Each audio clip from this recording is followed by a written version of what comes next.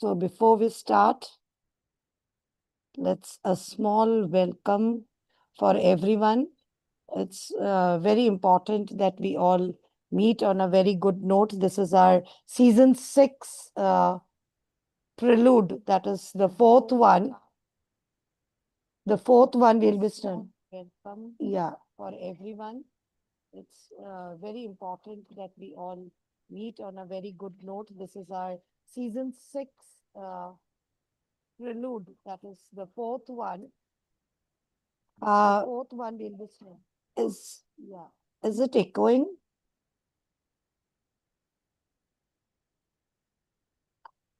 I got it. 1 minute.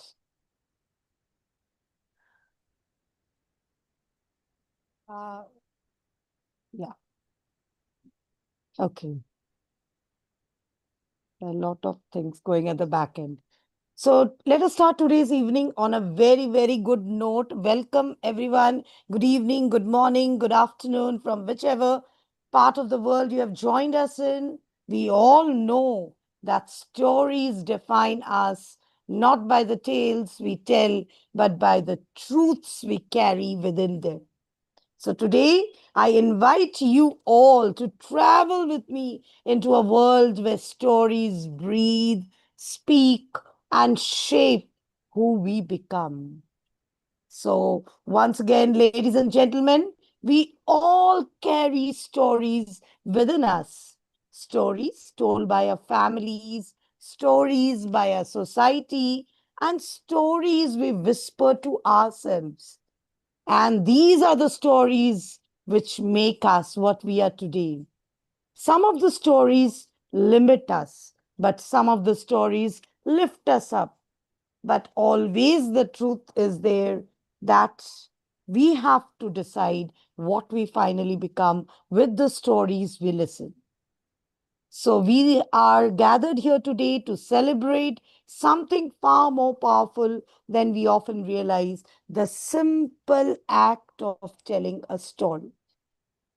Stories are not just the words which we share, they are the mirrors in which we see ourselves, the bridge that connects us to the others, and the threads that we are weaving the generations together. Every lesson we teach, every memory we preserve, every value we pass on is carried in the form of a narrative. When we listen to a story, we don't just hear events, we step into another world, understand another perspective, and return transformed. And when we share our own stories, we reveal not just what happened, but who we really are, what we believe, and what we hope for. That is why season 4, the theme selected very, very calculatively by our team, CWMA, has been that how stories define us. It's more than a phrase, it's an invitation to reflect on the power of a narrative, to shape the identity, nurture empathy, inspire, and change.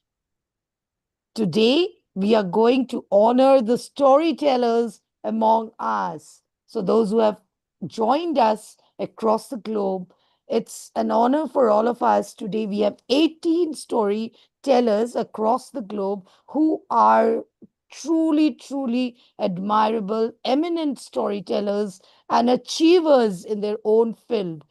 We cannot describe them in just few words, going with the flow of the time, because we need to understand what they are today is what the stories have made them.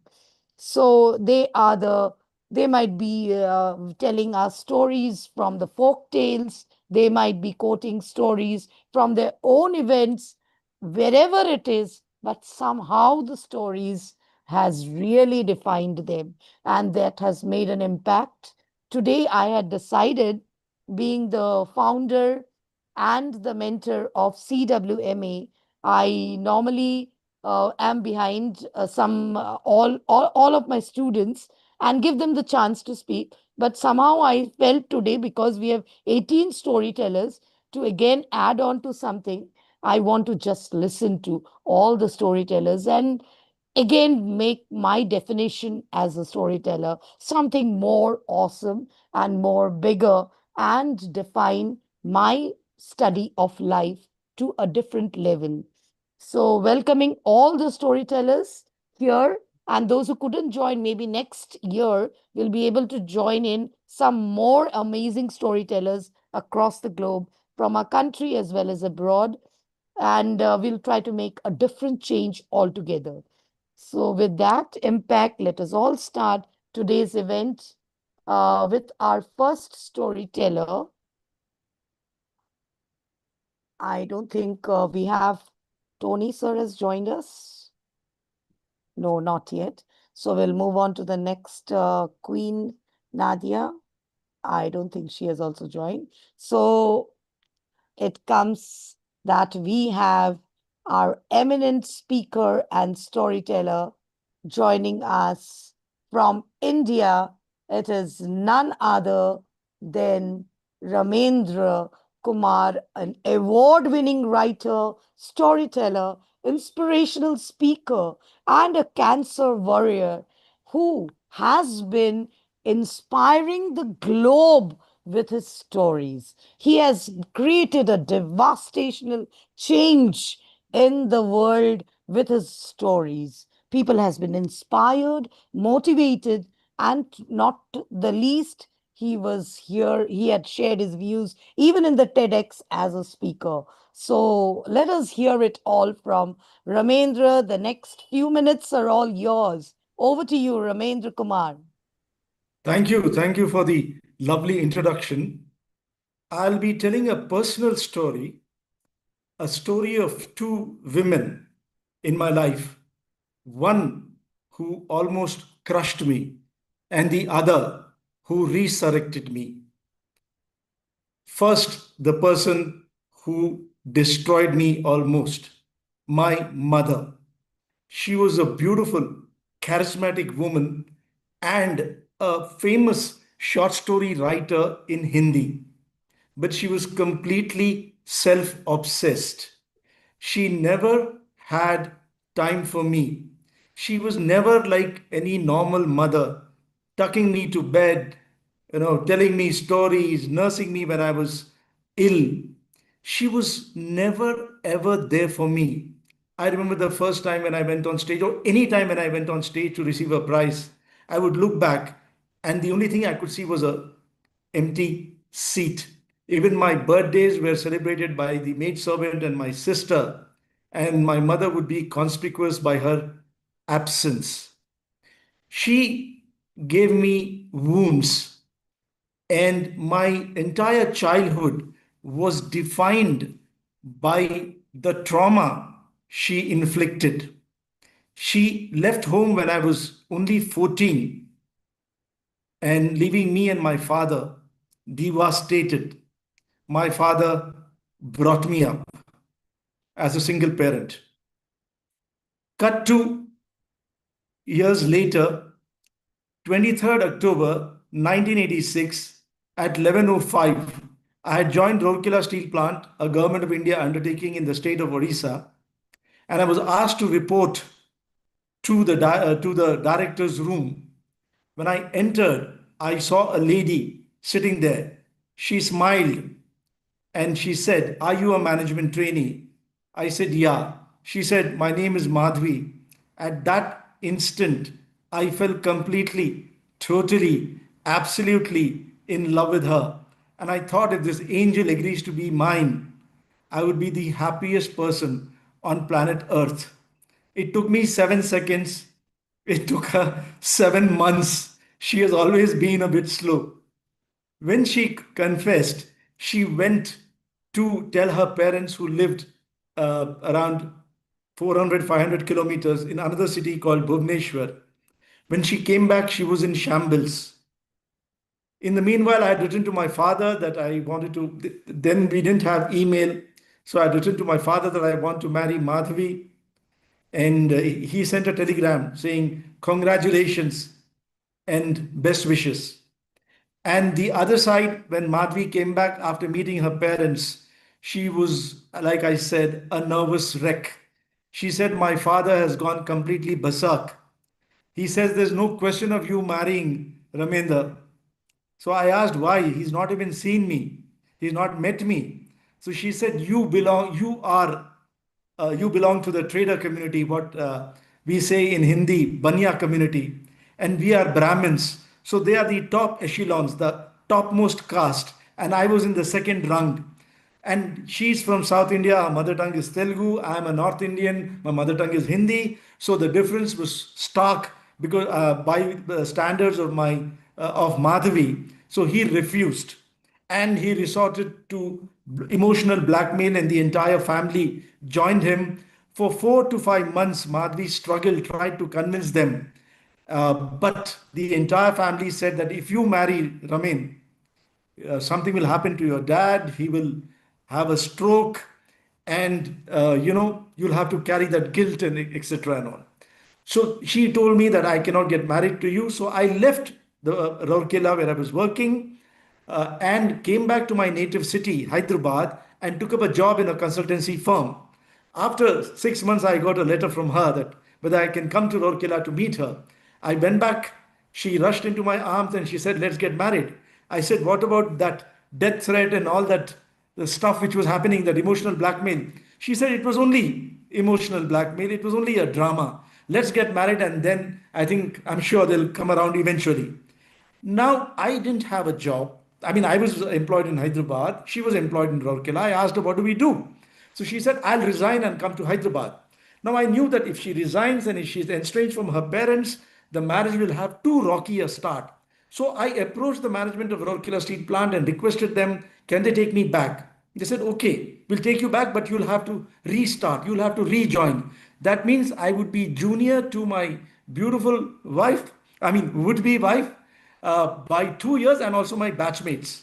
But I thought this is a small price to pay. We eloped to another city where my brother in law and sister were there. My father joined us, and we got married and we came back.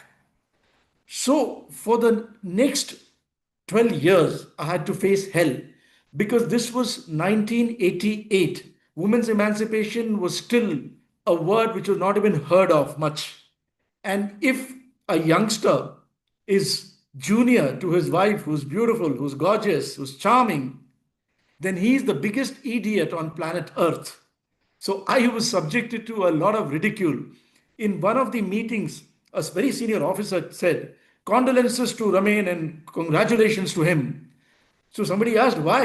So he said, "Congratulations because his wife got a promotion, and condolences because he did not." And everybody sniggered, even though I was not even eligible for the promotion because I had become junior. Then there was another very smart alec guy in my office who said, "Sir, at this rate, you will start reporting to ma'am." So I said, "What's the problem? I report to her at home. I'll report to her in the office. She's on the fourth floor. I'm on the ground floor. I look up to her and she looks down on me." But anyway, after 12 years, I kind of made up and then went ahead. But more importantly, what did I learn from her? I learned from this, experience, resilience. I learned, most importantly, what she taught me was the life position of "I'm okay, you're okay." I always had this position of "I'm not okay, you're okay," or "I'm okay, you're not okay." But she taught me that the best position, the ideal position, according to transactional analysis, is "I'm okay, you're okay." She taught me that in any relationship, because by then I had, because of my childhood, scarred past, I had a lot of insecurity and distrust in relationship. She taught me the three most important words in any relationship: mutual respect, love, trust, and another word, empathy. My mother had given me the scars and the wounds. Madhvi gave me the healing. During my cancer journey, I suffered three septic shocks. and the probability of surviving one septic shock is only 30%. Three times I knocked on the door of death and came back to the land of the living. She played Savitri to my Satyavan. Now, for those who are not familiar with Hindu mythology, Savitri is a lady who rescued her husband from the jaws of death and brought him back to the kingdom of the living. So, my beautiful, gorgeous wife did the same to me. And uh, one important thing I would like to tell you is that whenever I'm flying high, she keeps me grounded. So one day, I told her, I looked deep into her eyes and I told her, rather, I asked her, Madhvi, you're so beautiful, you're so charming. What did you see in me that you fell in love and decided to get married? She looked even deeper into my eyes and she said, I saw a lot of scope for improvement. After that, I never ever asked her this question. I want to tell her, I want to dedicate this session to my beautiful wife Madhvi. I want to tell her one thing. Madhvi, you're far more charismatic than I am. You're far more charming, you're far more intelligent. But in one particular aspect, I have beaten you completely hollow. And that is my taste is better than yours. Thank you. Wow, that was a story. And this is what I call real life stories and how they change and make you. So, two different ladies giving you two different things. I am just feeling that, yes, the topic, the theme which we have taken today is really going to be very impactful because I'm going to listen to a lot of other stories. So, Ramendra, the two ladies, it was very easy for you to understand the dark and the lighter, the light, the radiance of light coming from there. So what was it that gave you that quick decision? Obviously it is dark and the light, but what was that quick decision which you could understand that, sometimes stories, what do? They make us feel frightened. The children, the kids, I'm talking about today, the teenagers, what they see at home, what has been cooking up with the parents, maybe some bad things which they are seeing between the parents. Suddenly they come to the conclusion that we will not marry. Or if I marry, I'll also be like that to my wife. So, how did you change completely? So, just quickly, we have very less time, So, but see, the first thing was her beauty. Let me be very frank. She's so gorgeous looking. But seriously, it didn't happen in a day or two. It happened over a period of time. I had my doubts. I had my insecurities. But gradually, as I got to know her better, as she understood my insecurity, she started empathizing with me. She took a few steps forward. I took a step forward.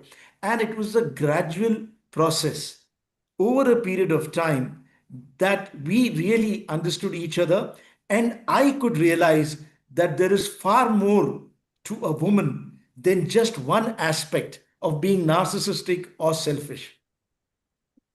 so true, so true. This is what I tell the youth of today, that don't always, the stories are deciding your future, but at least give it a chance. Don't make it a streamline or a deadline that nothing beyond that can go. So learn from your stories, grow up from your stories, Absolutely.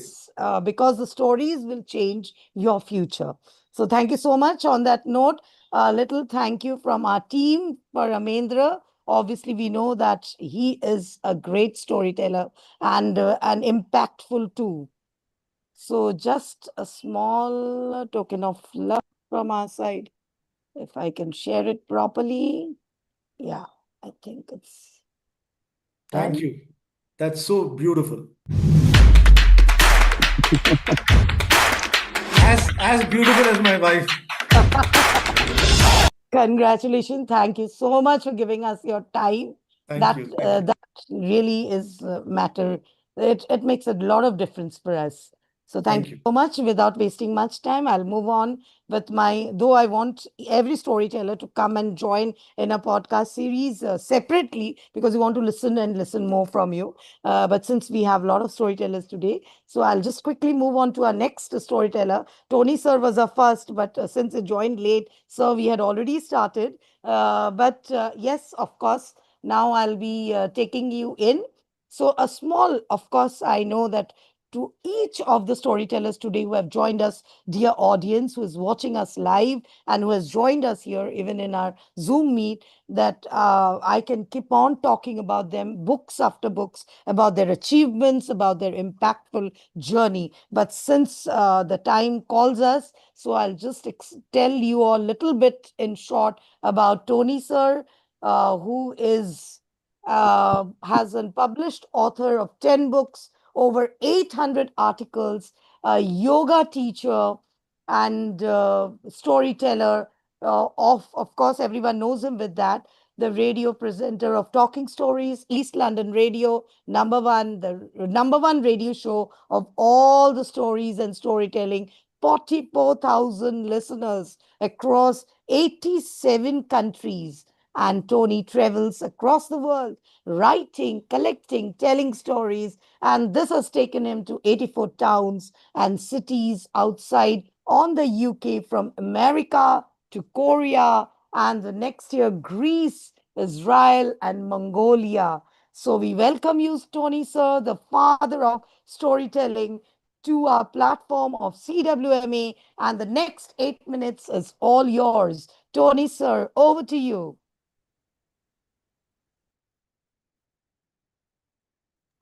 Tony Sir, we're not able to hear you. You're on mute, Tony. No, no, we can't hear you, sir. You're on mute. Tony Sir, we are not able to hear you.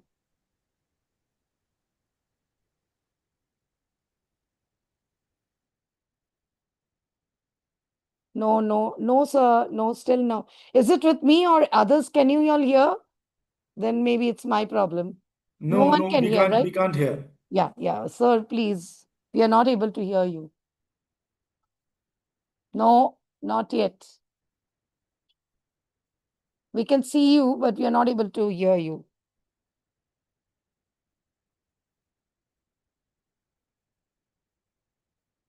No.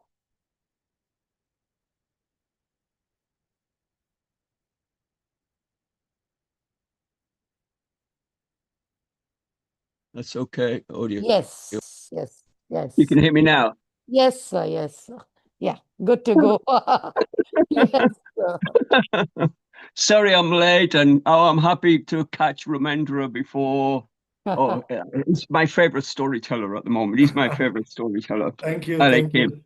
Thank you Oh, so he's much. also the beautiful face of our next radio program, the poster. So well done. I think he looks like a movie star. Don't you all think he looks like a movie star? Yes, of course. He And does. great, He should be impactful. everywhere.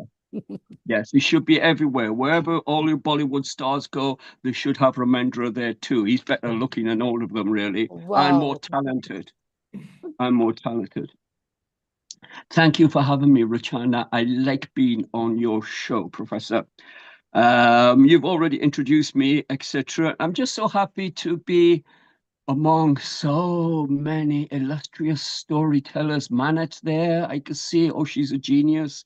I have things in mind for Manet in the future, but we have it's all about today with stories that define us. I was going to give you a meditation for that, but instead, listening to Ramendra and listening to his wonderful story about his wife and his relationships, I think, of course, our stories affect us, make us, build us. We communicate with stories, so why not? And everything we learn better through stories. So of course they do. But I have to admit that after I became a storyteller, and I was thinking about, that was about 1991, and I was thinking about all the stories that I've learned. And I have to admit, really, it all came from my mother and father and grandfather who told me lots and lots of stories. So but this kind of story has always been with me. In my family, um, my mum was called Irene, but everybody called her Rini, except her father, my grandfather, who called her Scott. For some reason, he just called her Scott. However, there is a story behind that. My grandfather himself was called Herbert, but no one ever called him Herbert. They called him Alec. Even when he was an old man and he was sitting in the pubs in the early 1970s and he was very handsome, he looked like the actor, English Hollywood actor Rex Harrison, or as he would say, no, Rex Harrison looks like me. So I want to tell you his story. My grandfather, about 1914, was from Yorkshire in England. And he and his brother were leaning against the wall, watching people going by in the village in Yorkshire. And down came a marching band, bum, bum, bum, bum, bum, bum, bum, bum, bum, bum. And all of these young girls, there was men walking behind, very proud, very straight, very smart. And why wouldn't they be? Because all of these young girls came out and they swung their arms around them and they kissed them on the cheek, they kissed them on the mouth, they kissed them everywhere, they hugged them, they cheered them on. And my grandfather looked at his brother and said, and they joined in. And they marched down the road, bum, bum, bum, bum, bum, bum, bum, bum, bum. And all these girls, like they hoped for, came out running around, swinging their arms around, kissing them and cheering them and hugging them. And they walked down the corner, around the corner, into a big marquee tent, signed a piece of paper, and they signed up to join the army to fight in First World War. Well, that's the most ridiculous thing he ever did, he's told me. But during the war, he'd won a medal for bravery. He never told me what he did that was so brave. He said that's not important. What important was what happened next. He got his medal, but it wasn't pinned on his chest yet because soldiers were fighting in the trenches. The officers didn't do that much, especially the ones who pinned on the medals. They were way back 3 or 4 miles back behind the lines. And a soldier couldn't leave the trench, go and get his medal and come back. He had to wait. So it wasn't quite pinned on him yet. This day, an officer said, "Tally ho, boys, over the top you go." Pointed his stick, blew his whistle, and the soldiers got ready to go over the top. It was my granddad's turn. And even though he was cited for a medal for bravery, he said to his brother, "Actually, I'm a bit scared." And his brother said, "Don't worry about it. I'll go. You go next time." So his brother went over the top in his place. Seconds later, his head come rolling back. "Tally ho, boys, over the go, next line." And my granddad, shocked as he was, pulled a gun, stuck it in his face, and told the officer, "You go." Of course, World War One, British Army, he was more than likely to be executed for cowardice and certainly for pulling a gun on an officer.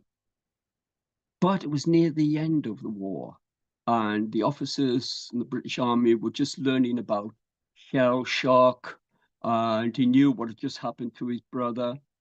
So instead of having him executed, he didn't get his medal. So he came back without that medal of bravery.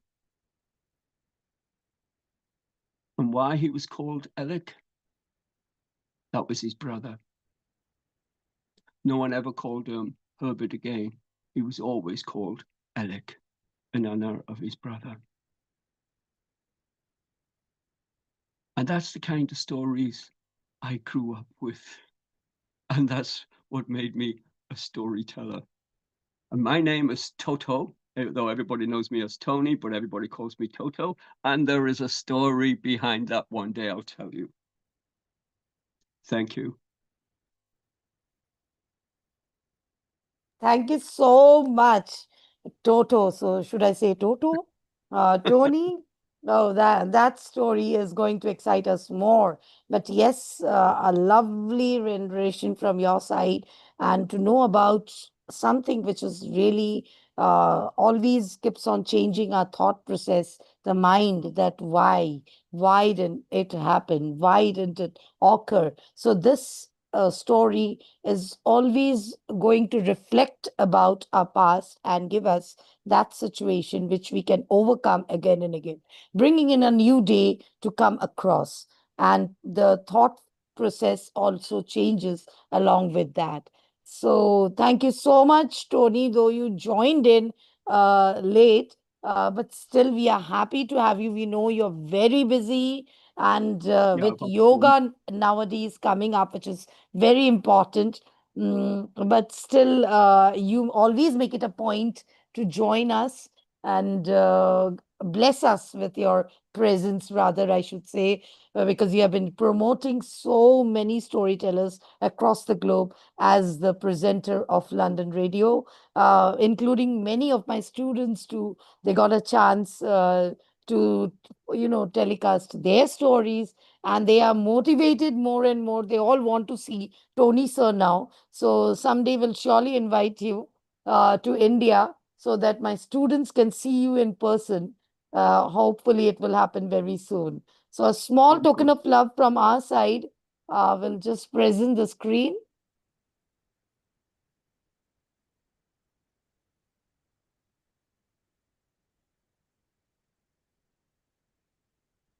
Thank you, Narendra. Oh, Thank you so much. Thank you so much for thank you joining very much. us, giving us your time. And we are truly, truly honored and grateful with your presence. So, Thank you. thanks so much. We have 18 Namaste. I'm looking storytellers. forward to listen to some more before I have to dash out for my yoga class. Yes, sir, surely. So, without any further delay, let us move in with our next storyteller, whom we have lined up, a very, very eminent personality, and we all know her with her hat which she wears, different types of hat. She is none other than our lovely and beautiful Jenny Repstead, ma'am, who has joined us all the way from UK. And Jenny, ma'am, is an entrepreneur, award winning speaker, global educator, a published author, and of course, I love her for the way she tells her stories. She weaves life into it. So it is very important for everyone to know the art of storytelling.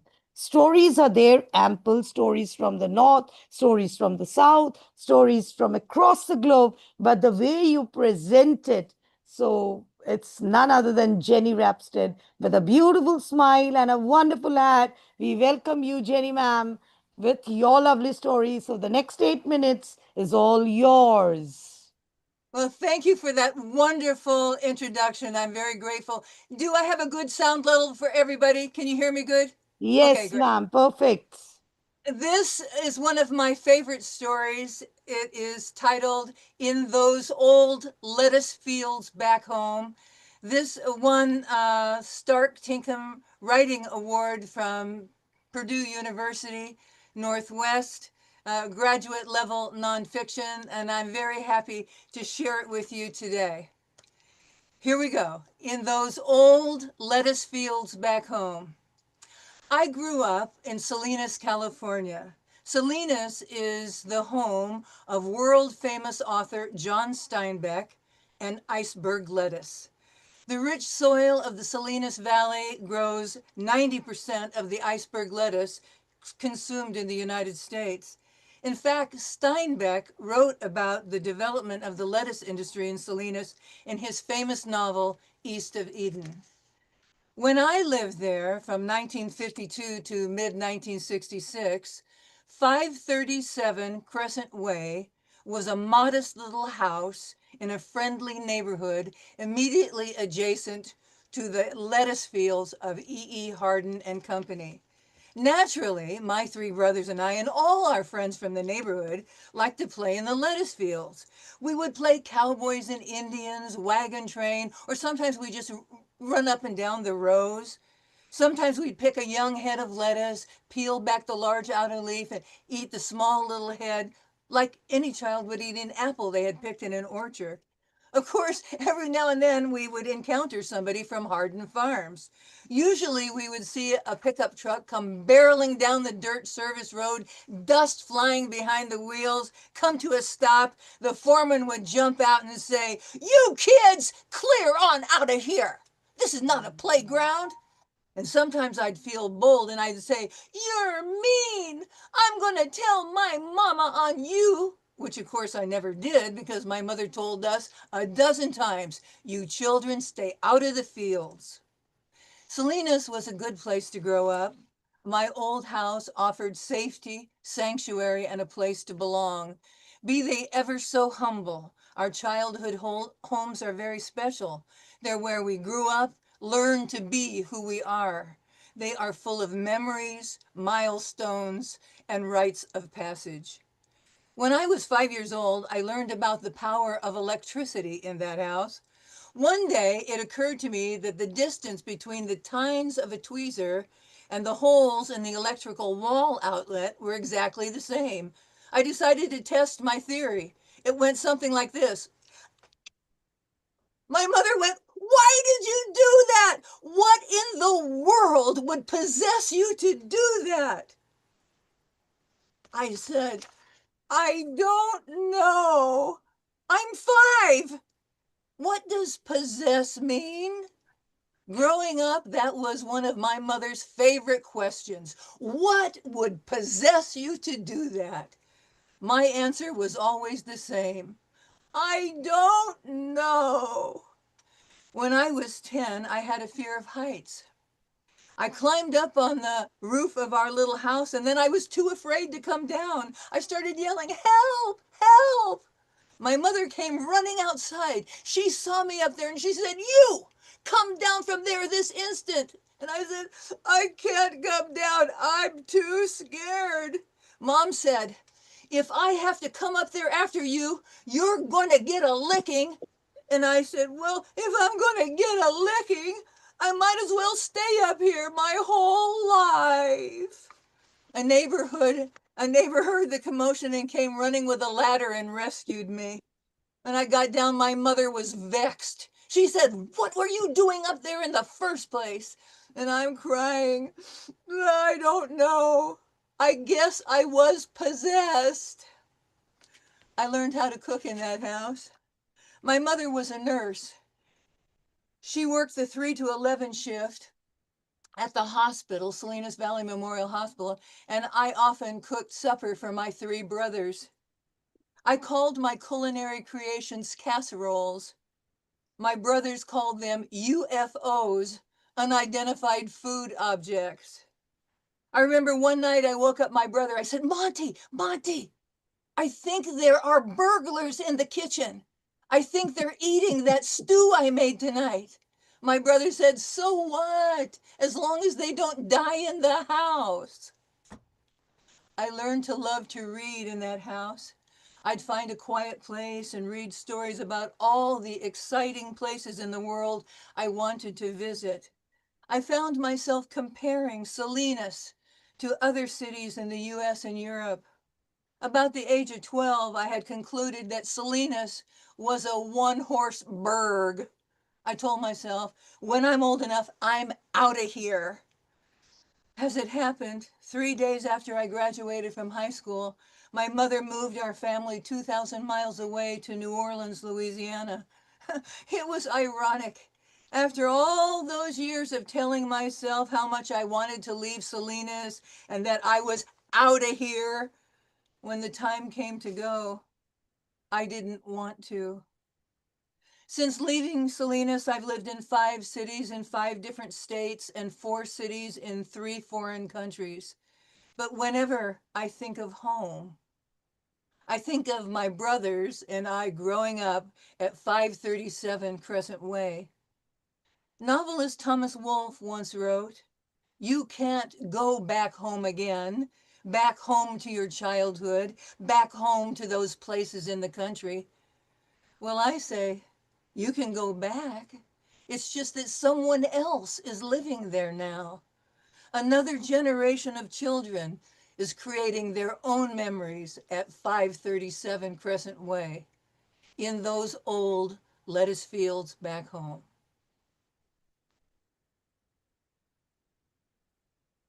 Thank you for allowing me to share this and your wonderful storytelling fest. Thank you. Wow. Wow. So inspiring and so motivating.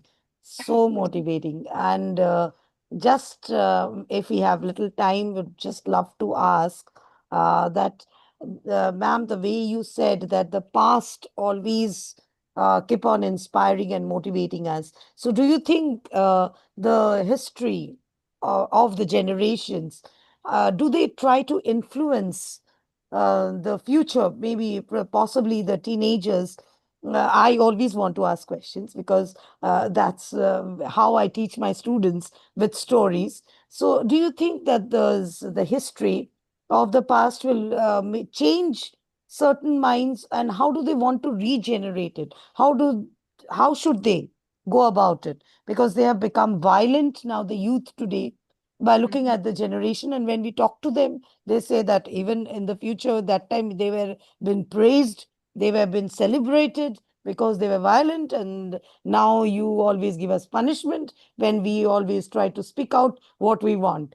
So how do you tell about this, be that the past influence us? And very quickly, very Yeah, short. that's a very, very giant question for a little short period of time. But let me just say this, a lot still has to do with how your parents control your environment at home. We have a lot of violence in next door city, Chicago, and that's because the parents are absent. The fathers aren't there, the mothers are involved in who knows what, and the children raise themselves on the street. So I think that the parents have to take responsibility for creating a home environment where values are taught. And I am grateful for my small town uh, raising. When we moved to New Orleans, my younger brothers had to go into the New Orleans school system, and it was night and day. In fact, my second brother kept running away from home. And I think that environment has a lot to do with how we, and I could spend 2 hours just talking about this, but thank you for the question. Thank you so much, ma'am. Thank you so much. I think I got my answer. And yes, the youth of today who is watching us live from wherever. So I think these storytellers are going to really make you change, because the questions which I get flooded from you, the youth of today, is that how do we train ourselves when in our past our stories have told us that we should speak up for ourselves. So going back a little bit with Tony sir too, Tony sir had also told us a nice story about the past, about the war during the wartime. So we always have the war dominating us. So the war, what do you think that really is it the war who is going to bring about the change in the youth of today? If we remind them, and if we remember such stories, do you think that the youth of today, the way they are changing their minds, because they are now the Gen Zs, which they have lot of questions and lot of stories which they take it twisted in a wrong way. So, what advice would you like to give it to them?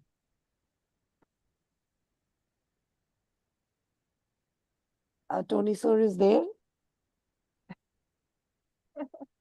I don't think is there. Anyway, we'll move on to our next speaker. Most probably he has left. Yeah, because I can't see him. Surely we'll take that question next, probably. Okay.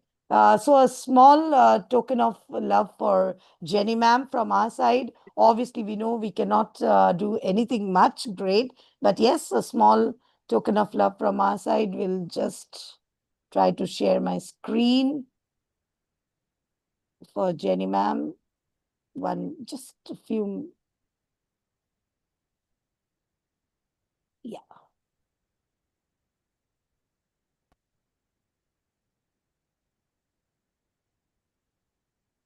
Thank you so much. That's beautiful. Thank you very kind. Thank you so much, ma'am, for your time. It was wonderful listening to you. You are just amazing. And Here in the photo, we have your red hat, and now we have another one of yours with the blue one. We have captured those moments. In the next, we will be sharing that too with the blue color hat. Thank you so much, ma'am. So now moving ahead with our next storyteller for the evening without much time. And we have a very amazing personality joining us. And of course, always very kind and accepting the request, whatever we put from CWMA. She is at the instant ready to tell us, yes, she is the lady, none other than Rania Lampu, a multi awarded global educator, STEM instructor, ICT teacher trainer, researcher, cognitive neurosciences international speaker, author, and Global Speak Ambassador in Greece.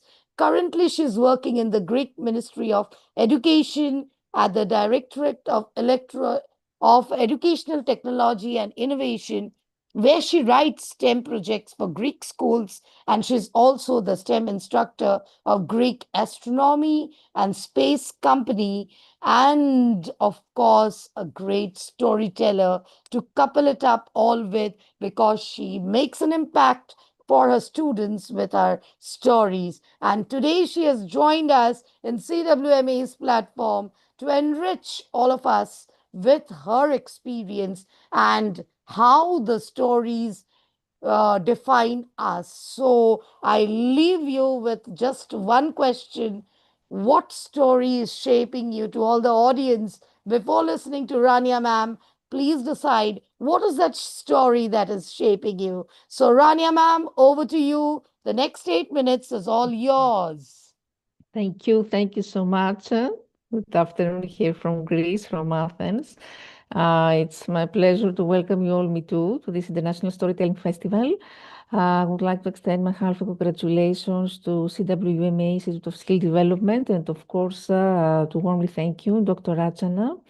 And today I think that we don't just share stories, but we celebrate the power of storytelling, which is actually a universal language that transcends borders, cultures, and generations. And stories are these threads that connect us all.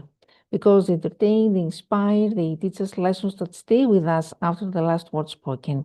And this festival brings together storytellers from around the world, each carrying the unique experiences, the traditions, the voices, and through the stories, we are reminded of our shared humanity and the incredible diversity of perspectives that make our world so vibrant. So, as you mentioned, I'm a STEM teacher, and my stories today are actually life lessons from a STEM classroom. When we say usually the word STEM classroom, usually this brings to mind images of quiet students sitting neatly in rows while working on difficult equations, on creating robots, or conducting science experiments. So we have in mind that STEM teachers are those who have to transfer knowledge to students to develop and improve the problem skills and to prepare them for careers in science and technology. But the longer I work as a teacher, the more I understand that the most important lessons that our students will receive from us, these are the most important lessons. And the lessons that will stay with them the most are often completely unrelated to the syllabus or the curriculum. Because these lessons take place during the downtime between the steps of a lesson plan. They are the manner in which we react and we treat mistakes, the empathy that we show, and the life skills that we nurture. And these important lessons can be found in any book. So before starting to share precise, specific stories, I want to say that most people think that STEM teachers also spend their days wiring circuits or creating lab reports, reminding teenagers not to drink the blue chemicals. But what we actually teach is something far important than formulas or programming logic. We teach becoming curious, confident, resilient, and someone who truly believes that they can shape the world. So the first is a spark. We always begin with a spark. Sometimes this excitement, the first time a student builds a circuit that lights up or watches a robot respond to the code. Other times, the spark is a frustration, a student staring at an error message that refuses to disappear, or a project that collapses for the third time. But no matter how it starts, the spark always lights something important. So the first week at school, I always ask the students one question. What problem do you care enough to solve? Not what is voltage, not what's the formula for momentum. Student slowly, timidly, they reply that my sister struggles with reading, or I want a robot to clean my room, or I want to build something that helps people. That moment, when their answers shift from academical to personal, is when STEM becomes real. And here I want to share a story of resilience. Resilience for me is the science of failing forward. One of the teaching moments I remember most vividly took place during a high school robotics competition. I think it was 4 years before. It was a day that began with excitement, with adrenaline, and of course, months of preparation behind it. I remember that the students had poured themselves into the robot, staying after school. They were arguing over design choices, they were testing, they were retesting, and occasionally they were celebrating those role moments when everything worked. So we arrived proud, hopeful, nervous at the same time, and then the robot hit the arena and everything there unraveled. So instead of gliding forward with precision, the robot behaved like a confused crab. Instead of following its programmed route, the robot spun in circles and crashed into the wall. The sensors misread. The controller lagged. One wheel refused to spin at all. The students' faces fell, so confidence became disbelief, and disbelief became frustration. Frustration hardened into disappointment, so heavy it seemed to suck the air out of the room. And some students said, "But we should just pack up." Others said, "Why do we even try? Let's leave." But no one actually stood up to leave. Instead, something extraordinary happened. Without anyone suggesting it, the students sat down on the competition floor and they opened the chassis. And remember, they analyzed the wiring, they debugged the code, they argued theories, they threw out ideas. They tested them, they watched them fail, they test again, and every attempt ended in disappointment, I remember. Every fix created a new problem, every failure fueled a new hypothesis, and time was running out, and the pressure was intense. Other teams were already completing the rounds.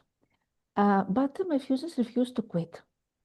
And then I remember that with 10 minutes left before our next match, the robot hummed slowly, beautifully it moved.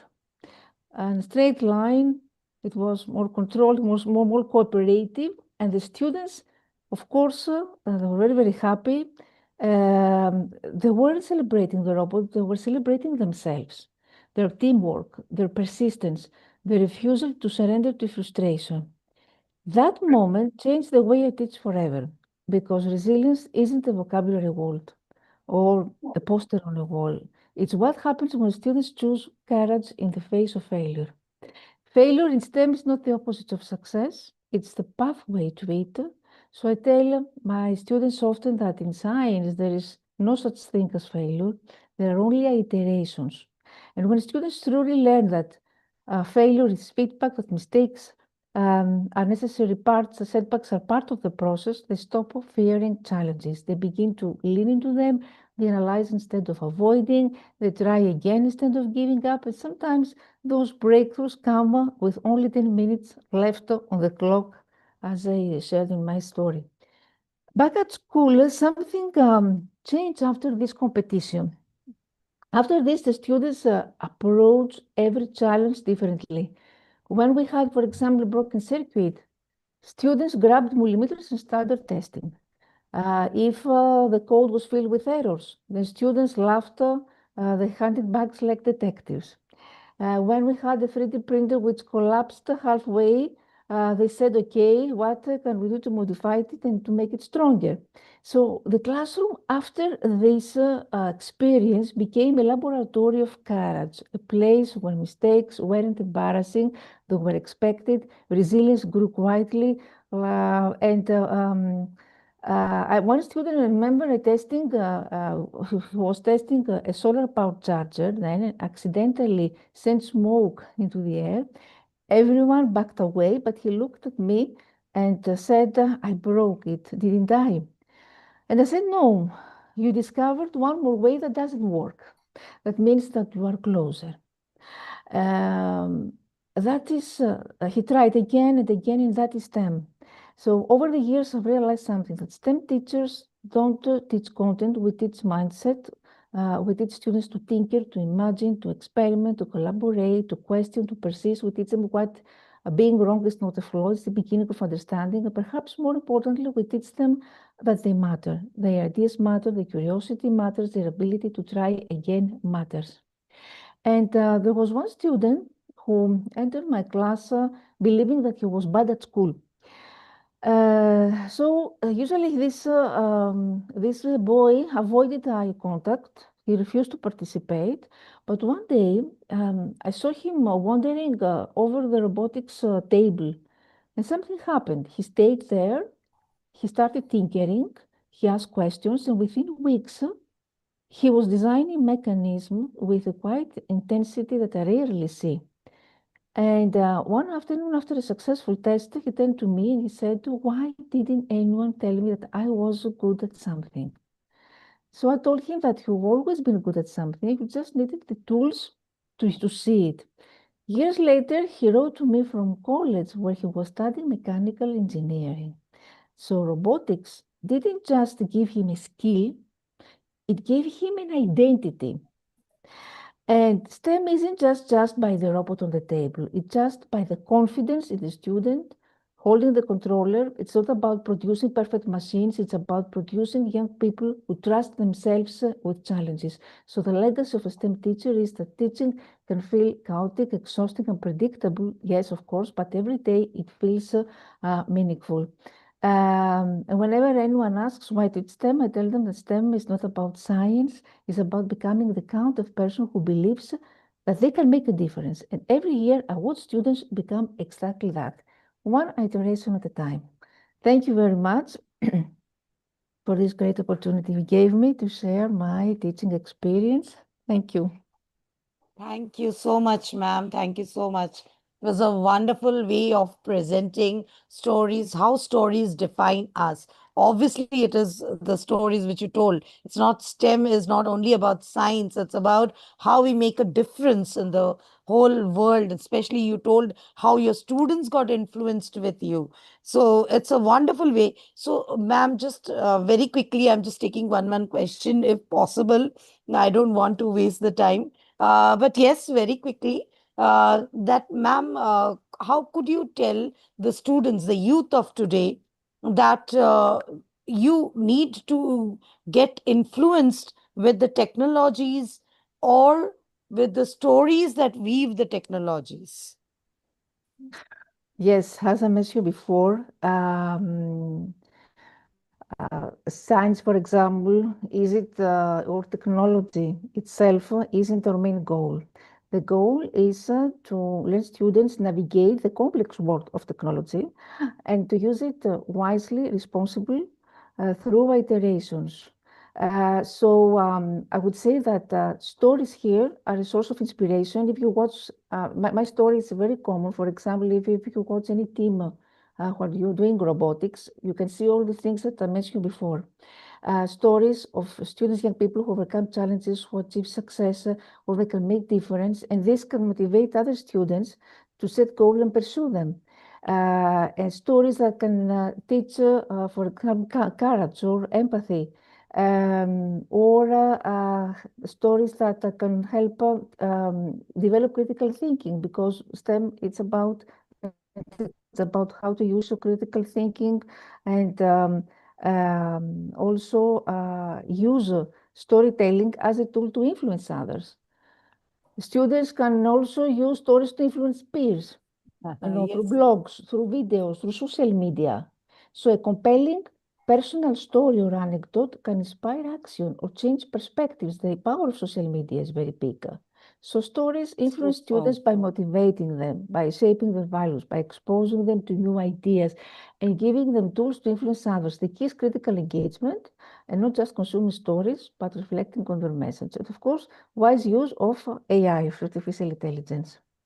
Very true, very true. Thank you so much, ma'am. That yes, we create an impact, and that is what the theme here today in our Storytelling Fest, this 4.0, fourth season 4. We have this how stories define us, and we are getting wonderful stories across the globe. Thank you so much, ma'am. A small token of love from our side. Let me see if I can present. Once again, I'll go back to my screen and present it for ma'am.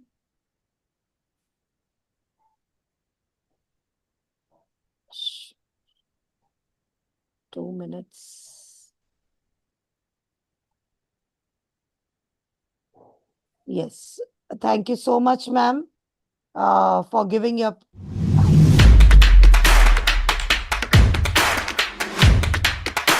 Thank you very much. Thank you so much. Thank you so much, ma'am. Yes. So that was a small little from our side. But obviously, the time and the learning which you're giving us in this platform, in our platform of CWMA, where we always do some learning every day. And it's only for everyone. It's not that age beneficiary or age limited. Everyone is learning, and every day is a change for us. So, with that note, we'll move on with an next storyteller for the evening. We have none other than Professor Dr. P.K. Rajput, who has, yes, we have you, sir, who has joined us from India. And he is a person of great respect and strength because whenever I invite him, whenever I call him, he is there, always ready. He is the person who can, again, never say a no. And I truly love the stories which he is weaving across the globe, may bringing an impact. And obviously, today we are here to listen to him. And just, of course, I told each of my speakers tonight is having books about them. But in short, let me introduce our eminent storyteller, Dr. P.K. Rajput, who is a fusion of business building expertise and the strength of skill based knowledge driven for education.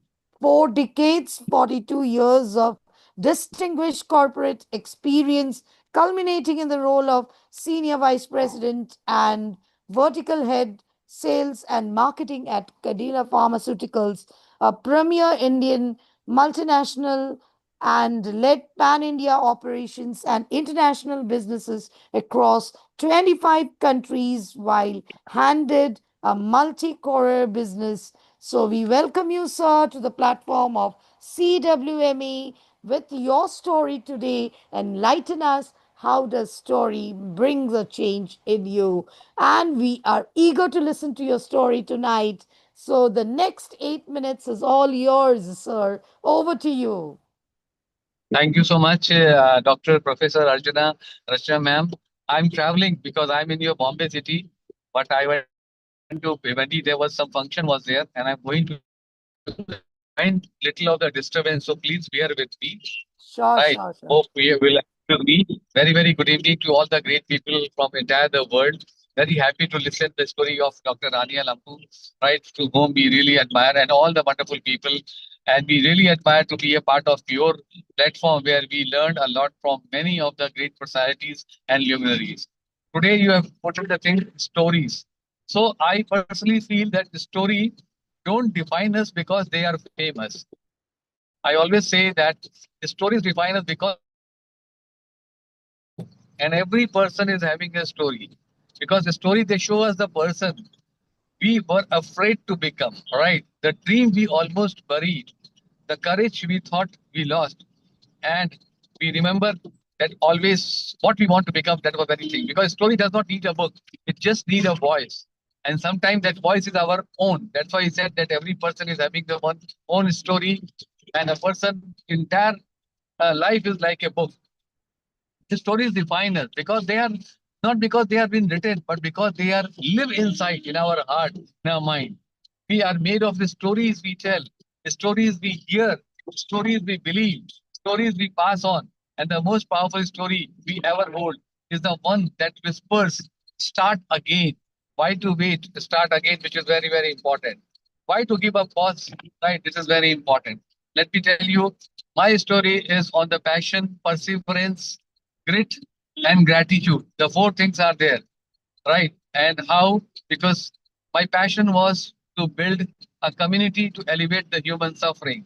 And with lot of the hurdles and all, I started this passion because there were a lot of hurdles were coming. A person coming from the engineering college background and leaving that engineering college, joining the medical profession, you can make it out that how difficult is it. So this is a part of the perseverance which was added.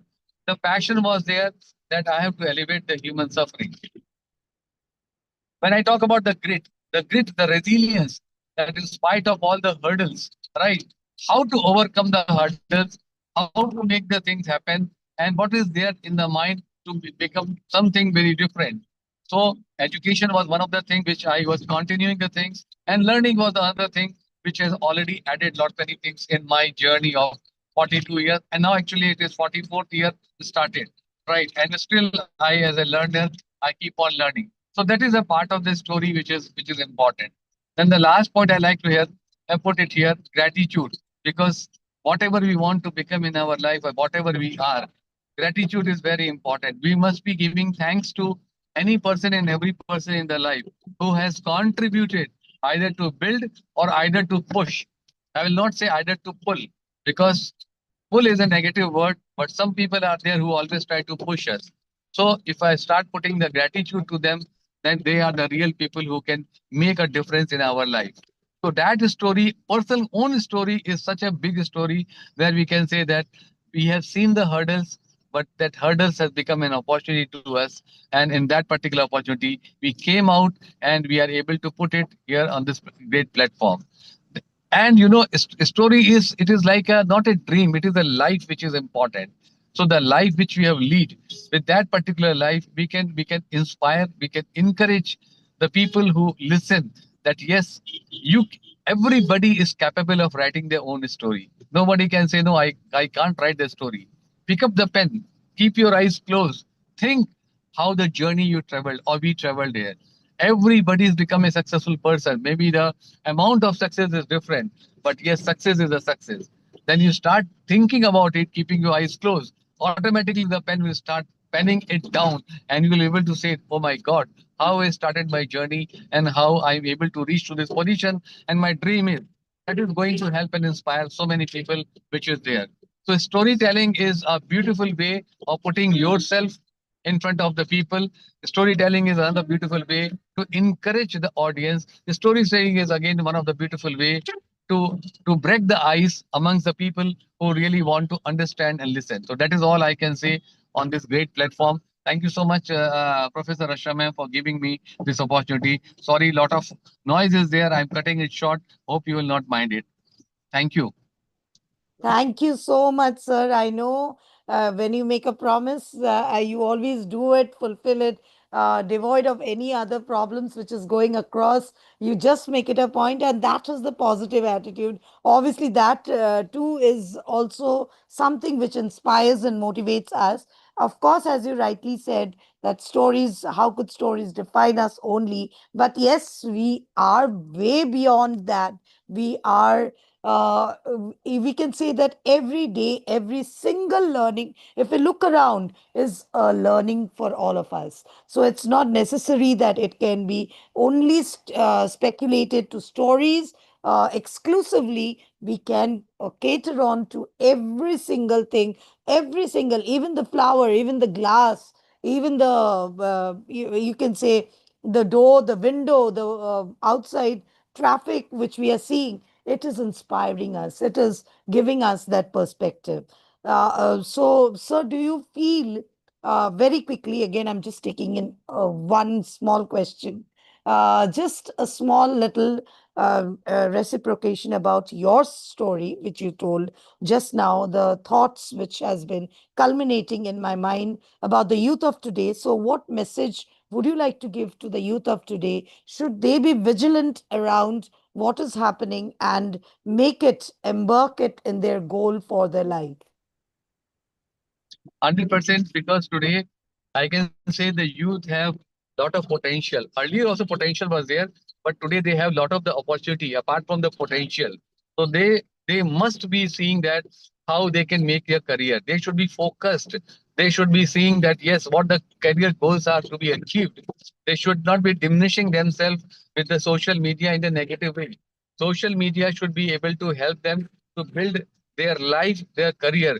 They should adopt it so that they should be able to achieve the success, which is very important because everybody wants to grow in their life, and the youth are the right people. And that's the reason our respected Prime Minister says that by 2047, which we are going to become a Vishwaguru, our youth are going to play a very, very big role because 65% of the generation of Bharat is of youth. And today, if the youth will make a difference, the Bharat is going to make a difference. And not only this, in the entire world, right? The youth of the India, they have the capability, they have the capacity to make the difference. So my simple message to the youth are that please be focused, have the self confidence, start seeing the thing, analyzing the things, be more creative, which is very much required, and be more innovative. That is the world requires. So creation, innovation, focused approach, and be very polite, be very humble, be having the humility, which is very important. Start respecting the people, start learning from the people. It is not any senior person or junior person. Start learning from a very, very small person, because you will be able to learn lot many good things from a person who may not be holding a big position, but he's full of entire gratitude and the humility and humanity. So that is all I can say from this great platform. Thank you so much, sir. Thank you so much. So, the youth who is watching us, please take some takeaways from the International Storytelling Fest, which we have joined in. And it always has a motto behind to bring in such great people who are amazing and eminent storytellers in their own fields, in respective of their fields from where they are joining in. They have achieved in their way to some extent, and it was the stories behind which had brought them to this position. Thank you so And much, and sir. and last but not the least, I would request to the youth, even I too, please start listening the podcast of the successful people. That how, from which level they are able to build themselves and how they are able to grow, which is important. Start listening the TEDx talk of the people, because this is going to give you a new avenues for understanding, because that is a completely not only simple story, it is a complete book for them, right, for us. Because when you listen the podcast, when you listen their TEDx talk, you will be able to find that yes, how a person sees the entire world, and how the person is able to build himself or herself in the coming time. So that's all I want to request to the youth as well. So that's all. Thank you so much, ma'am. Thank you, thank you, thank you, sir. A small token of love from our side. Hopefully, if I can present it properly in time. Yes, yes, I think it's visible. Yeah, Thank you so much, sir. Thank you so much. thank you very It's much. always a pleasure listening to you. Thank you And so much. Thank you very much. And I'm just putting it off, if you don't mind, with your due permission and permission of everybody. Lot of noise is there, right? It's still on the way. Thank you, yeah, ma'am. Thank you so much. Bye bye. Good night to yes. everybody. Bye bye. Yes, yes, yes, yes. So, without further ado, we'll move on with our next guest storyteller, who is none other than Aliana Liaz, who is joining us all the way from Romania. And to say about ma'am, today she is also having a surprise for us. Ma'am is going to give us a different level surprise. And this, I would love her. But before that, I just want to introduce about ma'am. Aliana Lia, a PhD teacher of English at Nicolae Vocational Pedagogical High School from Bias, Romania. presently a member of the National Body of Teacher Training Mentors and Vice Principal of Nicole Bolker's Vocational Pedagogical High School. So, ma'am is a storyteller influencing her students in her own way. And today we have two other storytellers too joining along with her who has been inspired by ma'am. And I would just tell ma'am that the next 8 minutes is all yours. Good evening, everyone. Thank you very much, Rashana ma'am. Today, yes, I'm here with two of my students because stories do define us. And let me begin by telling you I am a passionate reader. That's why I encourage my students to read stories, and of course, to write their own stories. When I was a little girl, my grandmother, my maternal grandmother, used to tell me bedtime stories. One of my favorites was about a young shepherd who lost all his sheep in a storm. But instead of giving up, he sang a song to call them back. She said, my grandma, that even the mountains echoed his voice, helping him find his sheep. In Romania, every hill, every forest, every mountain echoes the song, the grief, the happiness of the land's inhabitants. This is our, let's say, belief. So for years, I felt it was just a nice story until I grew up and I realized it was actually our story. Our story, because it was about resilience, about hope, about finding our voice when everything seems lost. A story that stayed with me all my life and quietly shaping the way I face, even now, I face challenges. And that's the magic of storytelling. We don't just listen to stories, we become them. So the stories live inside us, shaping how we think, how we feel, and how we act. They define us because they give meaning to our experiences. They turn facts into lessons, into memory, and memories into wisdom. A story told by a grandparent or a parent becomes a family's compass. A story shared by a teacher can change a child's path in life. And a story spoken, told in kindness, can restore someone's faith in humanity. And in today's digital world, we often rush through memories, scroll past the people's words, but stories do invite us to pause. They remind us that behind every post, every face, every name, there's a heartbeat and definitely a history. Through stories, we reconnect with what's human in us. And the wonderful part, actually, we all have stories worth telling.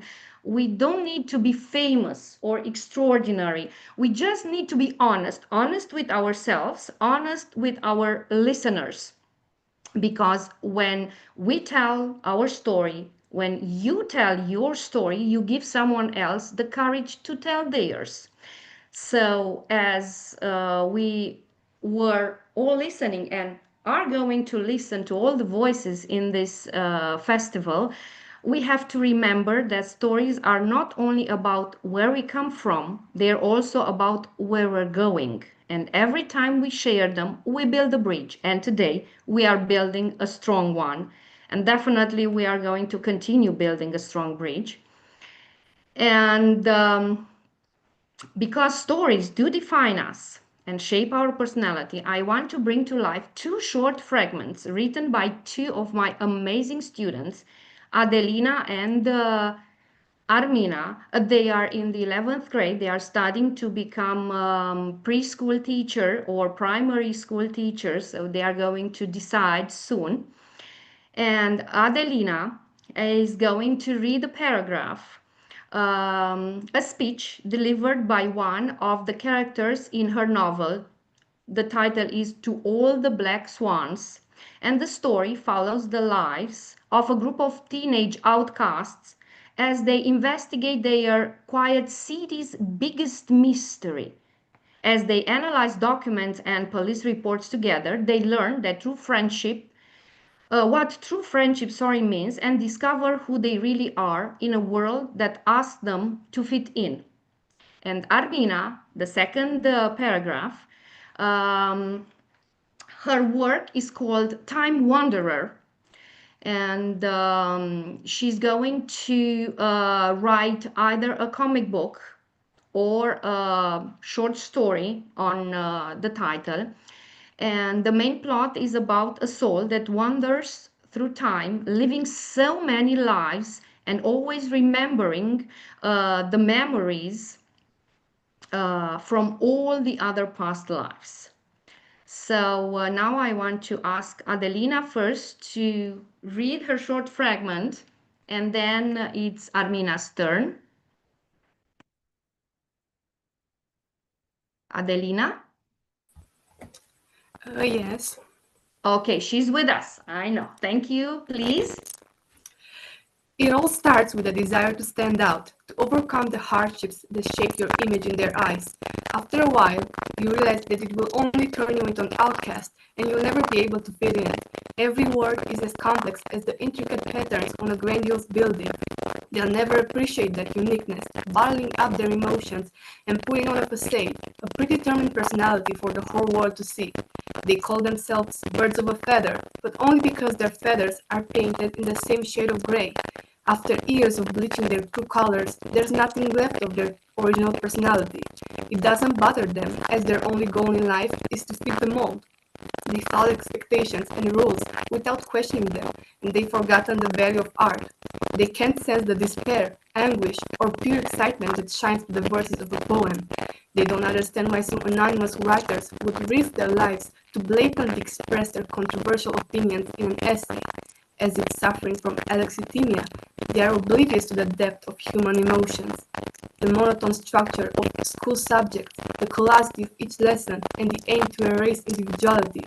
These are all factors that contribute to the spreading incapability of processing feelings. So, as I dive deeper into this speech about the current state of humanity, I'm going to pose a simple question to you, dear listeners. When was the last time you sat all by yourself, trying to understand each emotion that passes through your body and mind? Because after all, the body and the mind are so interconnected that a change in one will inherently affect the other.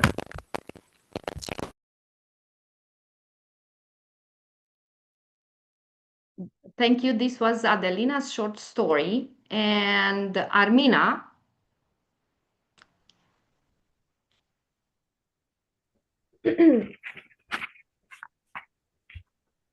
Um, I didn't appreciate my time on Earth enough.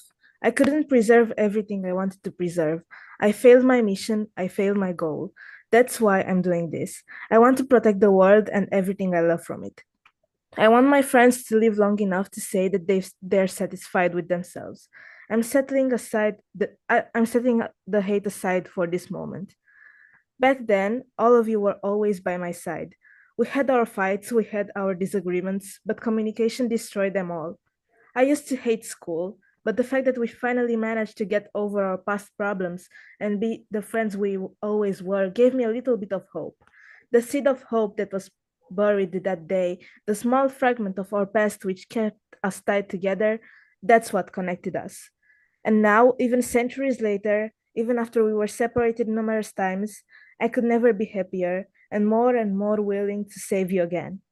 We're a team, right? We can't do things with one of us missing. So after my prolonged absence, I am returning all the favors I was supposed to do while I was not conscious.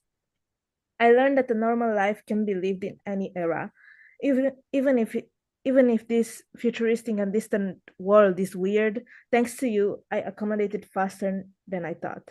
Maybe the freedom I was looking for were the times we spent together with each one of you. My freedom is you, and my happiness is you.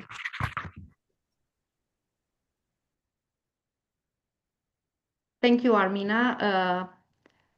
Rashana ma'am, thank you for the opportunity of sharing with you these very nice fragments written by our students. So as Rania told us, yes, students learn from one another and definitely from all of us. So thank you for having us here.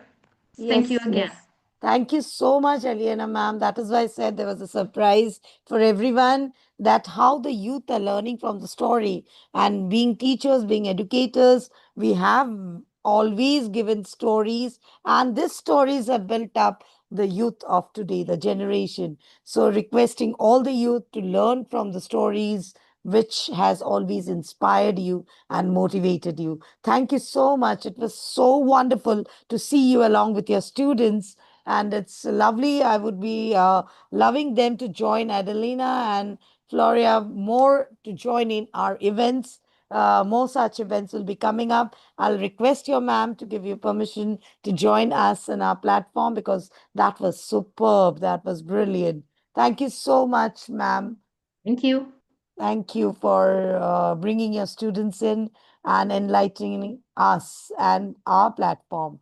So, a small token of love from all of us here from CWME. Let me see.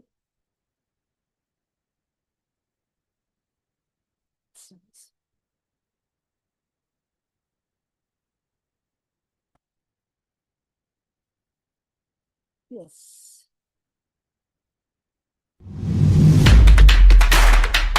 Thank you so much, ma'am. Thank you so much. Thank you so much. Thank you so much. I hope it was visible. Yes, thank you very much. Thank you, ma'am. Thank you, ma'am. So, as we have a lot of stories lined up, we have just completed a few of it only. The rest is still there to listen. So, moving ahead with our next storyteller for the evening, we have another most dynamic personality who has joined us all the way from Argentina. And she is none other than our very, very favorite and the person whom we all adore too. She is Paula Perez Lopez, ma'am, a teacher, educator, motivating a language teacher, motivating her students with the stories across, and the achievements which she has is unlimited, and we cannot just finish it up in just few sentences about her achievements. The way she motivates her children, her students, is amazing. And today we are here to listen to her stories that changes everyone. So, ma'am, calling you over with the virtual mic, and the next 8 minutes is all yours. Okay. Hello, everybody. It's nice. I've been listening to all of you. Amazing, the previous presentations and sharing with you this moment. Well, you know that storytelling for me, it's a lot more.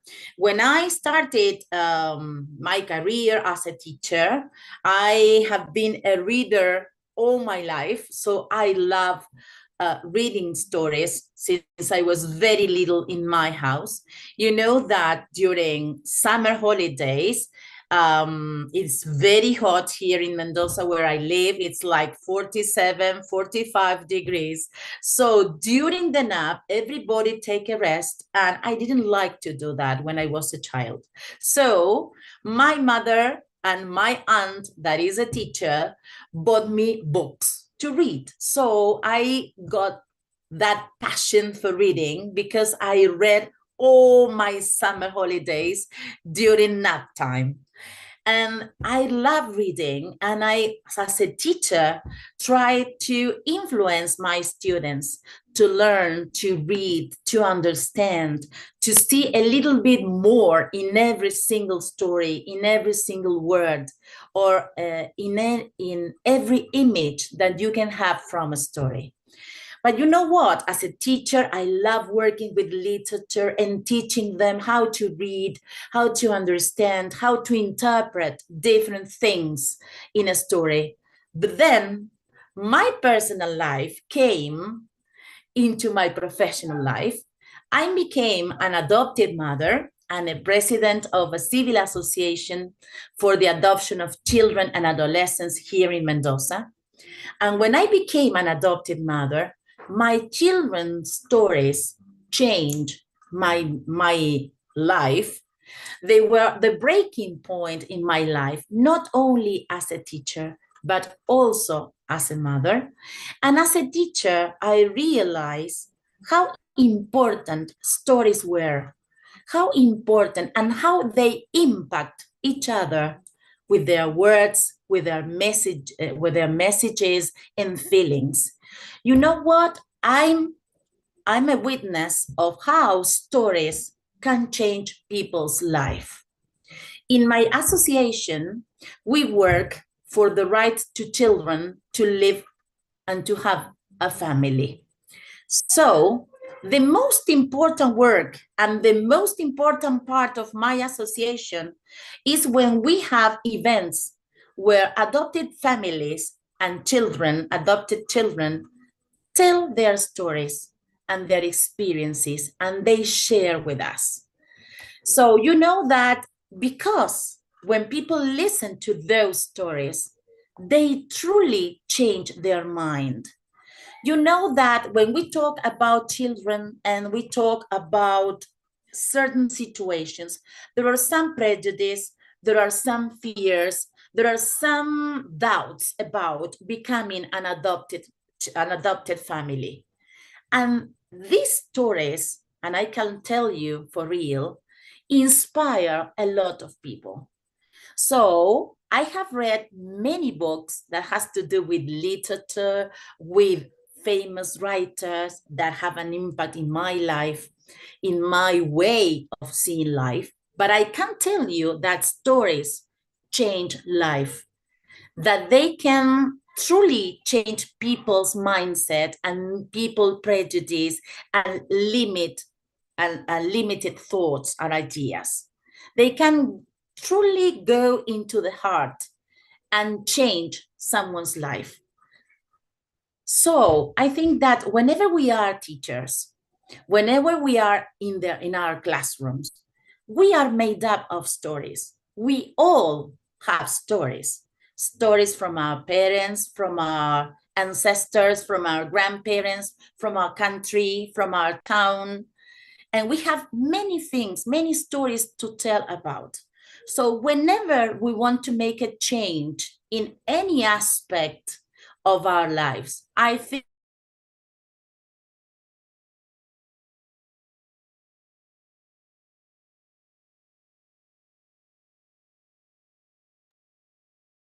I think there is a technical glitch, ma'am.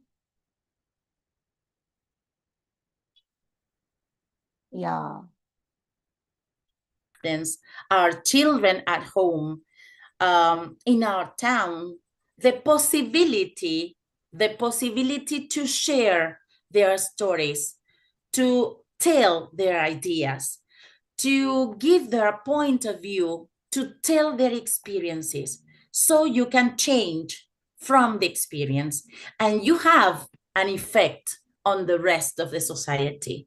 That's why I think now, as a teacher and also as a president of a civil association, that stories have a truly important role in our life, in the life of our countries, on our towns, on our families, on our families.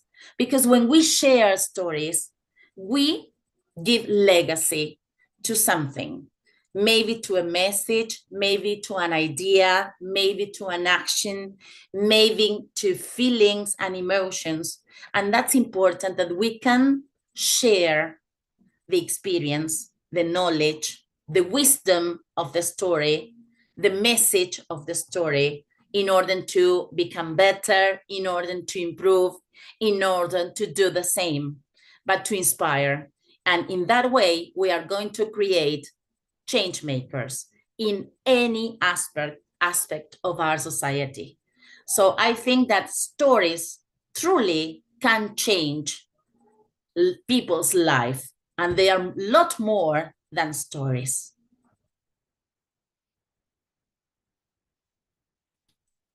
Thank you very much for this Thank you. opportunity. Thank you very much for listening. Thank you so much, ma'am. Thank you so much. It was amazing to listen to you. How, as an adopted mother, you have been always trying to develop, and the stories have made a great impact. And obviously, there's nothing more can be done. Language teachers are always into the habit of inculcating stories into their teachings. And not only that, Rania Lampu ma'am had said about STEM education, how education today has gone to a next level with the stories, training the students and making them actively believe into that field, making it a practical study about what they are really doing. Thank you so much, ma'am. We are truly amazed from about the stories which you are doing all the way from Argentina. Ma'am has joined us. Thank you so much, ma'am. A small token of love from our side, from our team, for you and your time which you have given us and the story which you have shared with us. Yes.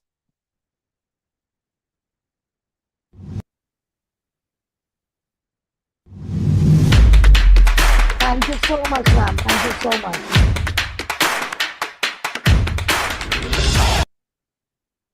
Thank you so much, ma'am, for your time Thank you very and much. the story which you have shared and what exactly have been doing they have been doing to you. Thank you so much. So without much waiting, we'll move ahead with our most amazing speaker for tonight or evening.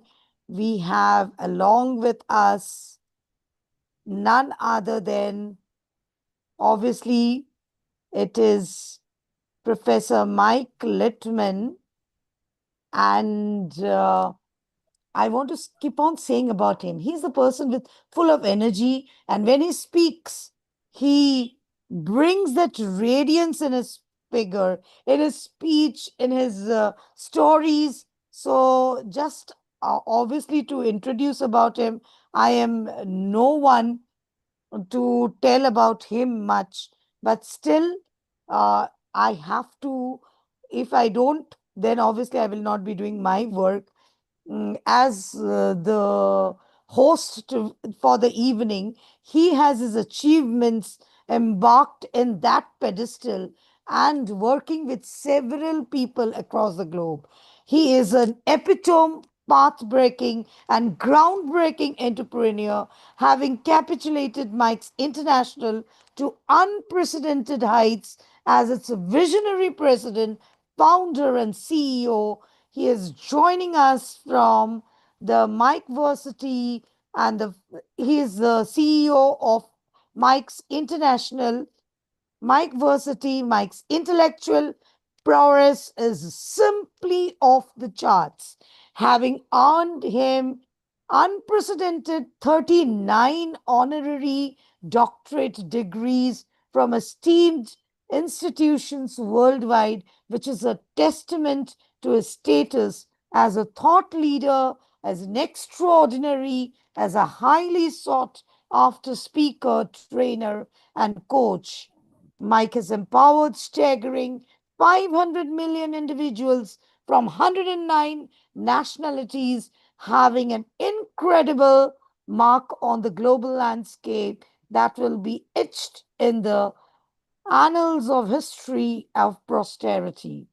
His remarkable expertise has been tapped by hundreds of world renowned organizations where he has worn multiple hats. So I can keep on and on and on.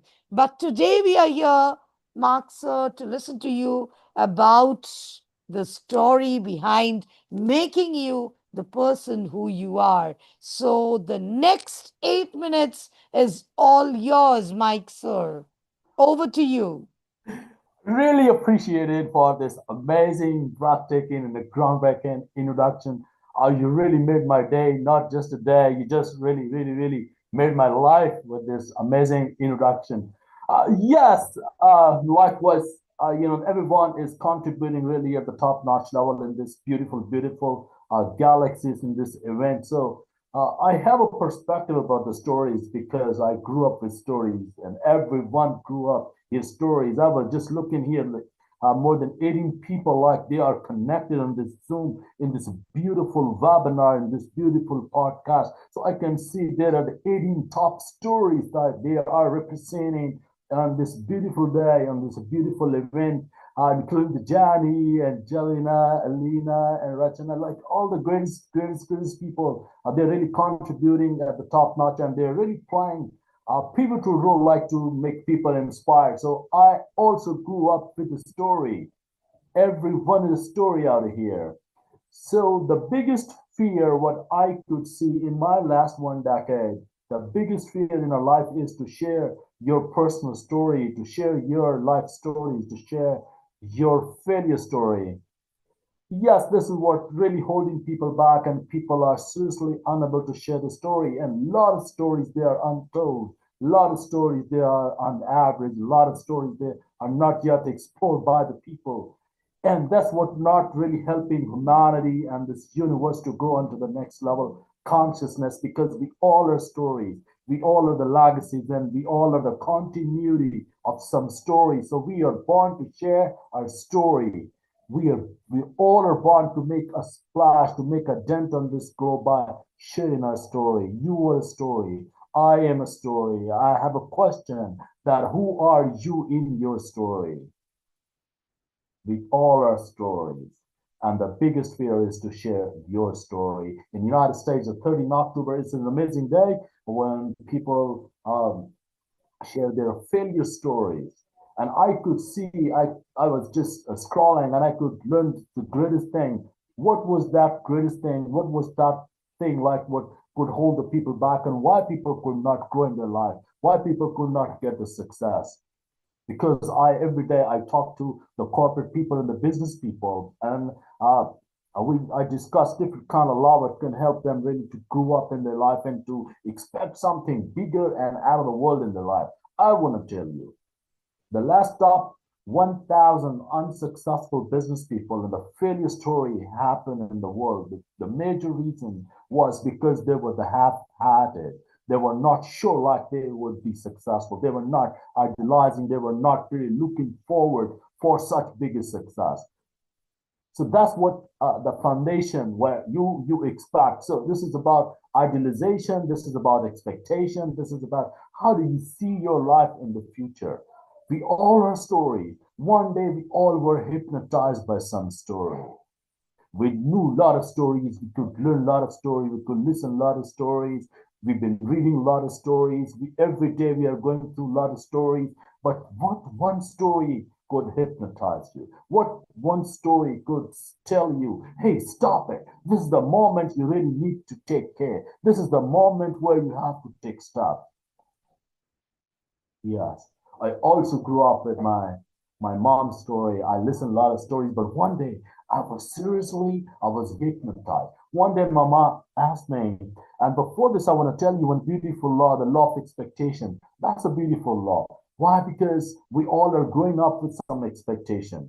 So there are three types of expectation. Expectation number one is what the teachers have from you. They always expect very hard from you because they want to see you to growing up. They always want to see you really at the top. They want to see you be happy, successful, and happy camper in your life. And the expectation of the two. And they're never jealous. They want to always see you to go up. Like the Jackman says, if you're a great teacher, so you need to be the teacher like your student can replace you after 2 years. Motivation for the teacher. So teachers, they expect very hard from you. And number two, expectation what your parents have. They expect very hard from you. And they want to see you happy as camper. They want to see, because in one conference, a lot of parents, they were invited and they were asked like, what do you want from your life? All the parents were asked, and they said, do we just want to see our children to be happy and successful in their life? So parents, they always expect very high.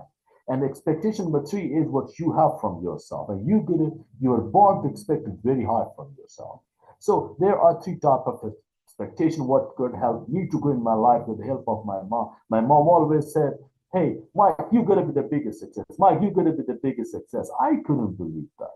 And my mom helped me to set the highest expectation. She always talked in front of people, in my birthday party, or in someone's event, or in, if there is some gathering, or in some event. She always talked to the people. Hey, look, here is Mikey, and he's gonna be the biggest success story. God smarter. It really blew my mind. I was not believing, and one day I lost my mom, and then I redefined my imagination. And I could learn, yes, my mom always wanted to be the biggest success story. She never put the limitation. She never said, hey, you're gonna be a doctor, you're gonna be an engineer, you're gonna be a philosopher. No.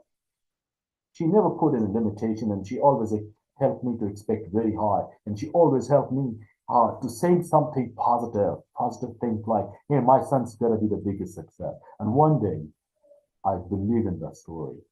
One day, Mama asked me, hey, Mikey, write your story. I said, Mama, I don't have a story. What I can do, what I can do. I don't have a past. I don't have a future. You can see I don't have a good clothes. I don't have a pocket money. I'm struggling really going to school.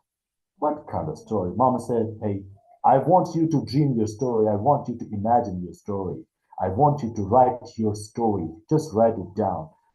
I just took a pen and just wrote a story. And Mama, when she looked at my story, she laughed out loud. She said, "Wow, this is a great story." I was like a Spider-Man in the story, who can fly from one place to another place, who is ready to help everybody in the globe. There's no limitation, and can work everywhere for everyone on the globe and for the humanity. This is what my mom could help me. And I said, Mama, it's just a script. It's not a real story. She said, no, the story you can imagine, it can happen in your life. And I started to believe. I said, yes, this is my story. And I believe it. I want to tell you because I could learn in my last 3 decades. And today I was just listening to a great lady. And she said, goal is not important. Goal isn't important. Your direction is more important. And discipline is most important in your life. Goals are always setting the limitation, and you set some goal and you feel like it's not about me. Biologically, you feel like I can't do it. And biologically, yes, body is biologically is goal oriented, but at some point you feel like, no, I can't do it. It is something like out of the box, and my body is not fit for it. Direction is more important. Direction is more important, and discipline, of course, would help you to stay on the track and what you can get like what no one can get. So this is what I could, and my mom's story always helped me to redefine my imagination and my stories, and I believe in the story. One day I was speaking in the Shandong University, China, and so one student asked me, "Hey, Mikey, what could you bring here in China?" And at that day, I realized my father was used to tell me a lot of stories, and I told them, I have listened a lot about you. My papa told me Chinese are amazing people, and they always put all their sense into the work. China is always under progress. They are always, the manufacturing the things and everything. And I told them, and that day I could realize the stories I listened in my childhood, in my early ages, I could repeat all those thoughts and I could repeat all those stories. I realized it now in my life, whatever is happening, something happened in my childhood, and my father and my mom told me a story. I really appreciate it for your time, and really congratulations to all the speakers and all the storytellers from all the way from the globe. I'm really happy to listen to all the super highway leaders. Really appreciate it, Professor Rachana, for inviting me here. Thank you so much, sir. Thank you so much. Yes, obviously, the stories throughout the period of time has been making a change and impact as we have to listen to the stories and think. But of course, as Ramendra also said, we need to think about it. We need to give time. We need to reciprocate and accordingly move ahead, not to jump into conclusions by listening to stories, but yes, because slowly, slowly, stories will make us what we are today. But we need to think about it, ponder, give it a time. We have to frame the world of tomorrow and let the stories not make a deep impact which will never change you. If you hear a story of fright, maybe it doesn't mean that you will always be frightful all of the time, like how Mike sir just now told us. Of course, stories is going to change you sooner or later, but see that it doesn't make a deep impact in your on you. It can be the grandmother's stories, your mother's stories, the folk tales, whatever you have heard of, which has become like for us in India, we have a lot of superstitious stories which we have heard, overheard from our grandmothers, from our didas and dadis. We have heard, for example, a black cat crossing the road doesn't it always makes us that shiver, though we know after studying science nothing like that, but still that story has made impacted, so we stop.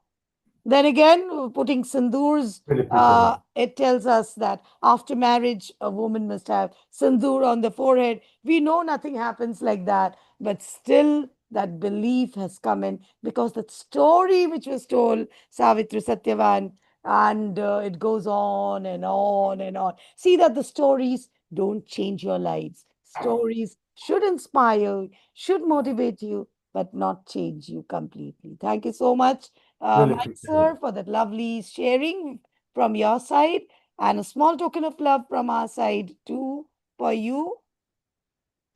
Yes, if I am not mistaken. Yeah, just share the screen.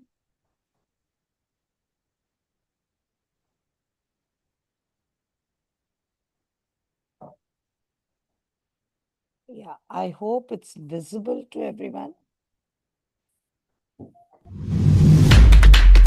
Thank you so much, sir. Thank you so much for your time and for sharing that lovely story, how it has influenced you. Thank you. Thank you, sir. Thank you, sir. So we have a little change, quick requesting all the storytellers. A small, young storyteller is there who is having her exams. Obviously, I wanted to go with this, the complete series with it. But yes, suddenly she pinned me. She's having her exams tomorrow. So I don't want to keep her waiting though. And as guest storytellers, since she is the youngest one, requesting just give her a few minutes and we'll again move on with the same process, except we'll take Ambassador Mannat Pankolar Neja here with us. So Mannat is the youngest storyteller and she has been telling stories from the age of 6, if I'm not mistaken, Mannat. And across the globe in several platforms. She has been telling stories. Today, she's here with a story of hers, how stories change, how the change came to her. So, Manat, over to you. Thank you so much, ma'am, for considering the request. Hello, everyone. Good morning, good afternoon, and good evening to all. With profound regard, I want to convey heartfelt, sincere gratitude to CWMA and Rachna ma'am for making me part of International Storytelling Fest Season 4. It's truly an honor to be among dignified personalities from across the globe. As a storyteller, would narrate a story on the theme how stories define us. We humans live in stories long before we speak them. I hope you all will agree with me that stories can change the world. Every feeling, every memory, every quiet moment becomes a thread in the narrative. We weave about who we are. These stories are the meanings we create, the beliefs we hold, the perspectives we carry, the little whispers we tell ourselves when no one is listening. Our stories are not unbreakable truths. They shift like light through a window, changing with angle, emotion, and time. The same event can bloom into different meanings when seen from different hearts. Storytelling is the most powerful way to put ideas into the world today. These are the golden words of Robert McCaffrey, an American minister and theologian. I'm sure each one of us would be having a different version about storytelling. The true essence of storytelling is that it builds bridges. When the story ends and the teller's voice is silenced, the bridge between teller and listener remains. It is an oldest form of teaching. It bonded the early human communities, giving children the answers to the biggest questions of creation, life, and the afterlife. Best part is stories define us, shape us, control us, and make us. Not every human culture in the world is literate, but every single culture tells stories. Storyteller Manat believes something happens when you read a story. It has no ending and doesn't go with you, but takes you where you have never been. Let me share a summary of a beautiful story which has a deep moral message written by Ruskin Bond. It's one of my favorite and I imbibe the moral. The Blue Umbrella is a story about a young mountain girl named Binya who trades her lucky pendant for a beautiful blue umbrella, which becomes the envy of her village. The shopkeeper, Ram Bharosa, tries to obtain the umbrella through various means, eventually resorting to theft when Binya refuses his offers. The story culminates with Binya forgiving Ram Bharosa and giving him the umbrella, leading to a change of heart in the shopkeeper and a lesson about kindness and generosity. The moral of the story is kindness, forgiveness, and compassion are more powerful than jealousy or greed. True happiness comes from having a good heart, not from owning beautiful things. Thus, as a storyteller would say, stories create an emotional connection, generate the next big idea,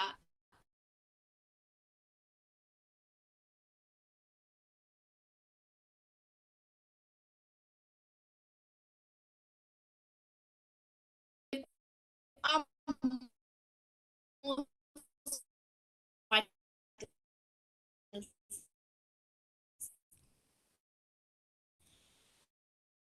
than jealousy or greed. True happiness comes from having a good heart, not from owning beautiful things. Thus, as a storyteller would say, stories create an emotional connection, generate the next big idea, and keep us moving forward. Stories are more powerful than jealousy or greed. My journey began at the age of 8 years, when there was just a desire where the journey began. I at the youngest peak of champion, average school student, to an ideal I'm born to inspire, because of which books as world record holder. Participate in every activity, which but also in all co-curricular key secret of my successful journey, and thus could perform best at competition of public speaking, not only at state but also at Pan India. Now, I'm a member of many esteemed organizations like Kids Age newspaper. I am Positive Thoughts, 24 India, TBC International, CWMA, Chilpaco International, YYCI-TV, United Kingdom. Last but not the least, Talking Stories, Radio United Kingdom, which is associated with Tony Craston, sir. Always remember, if you can't fly, then run. If you can't run, then walk. If you can't walk, then crawl. But by all means, keep moving, as time is always right to do what is right. Thank you. Thank you so much, Manat, for that lovely story which you told about Ruskin Bond. Ruskin Bond stories have always influenced me too. And I had learned a lot from his stories. And since it has motivated you, I feel the youth of today and tomorrow and the coming generations will always be influenced with his stories. He has always motivated all of us. Thank you so much, Manat. And obviously, I don't go beyond, I always follow the criteria. But anyway, for you, it was a different thing. Because you have story and being at you had your exam and the story also to tell, so everything came in together. Thank you so much. God bless you, and may you always make your dreams fulfill with so many, you can say, the laurels or feathers attached to your cap. So thank you. And a small token of love from our side. Add a little more, may I? Yes, yes, yes. Thank you, ma'am.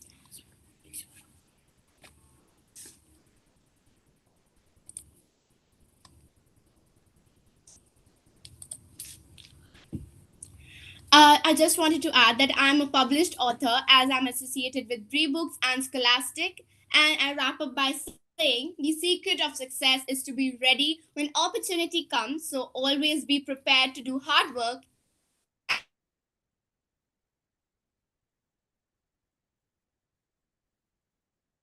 mistakes. Great, great, superb, superb. So, lot of feathers have been added to your crown, and we just need more. So, let the pages keep on turning into your crown and keep on adding more colors to it. So, a small token of love from our side. Thank you, Manat.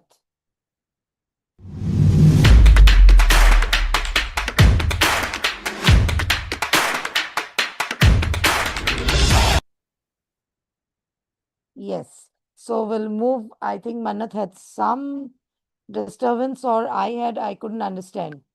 So whatever the consequences were, let us move ahead with our next amazing personality whom I was waiting for a long time to introduce in our platform tonight. And she is joining us all the way from Kolkata, the city of dreams, of knowledge, of a lot of stories. And she's none other than Golpo Didi, known by that.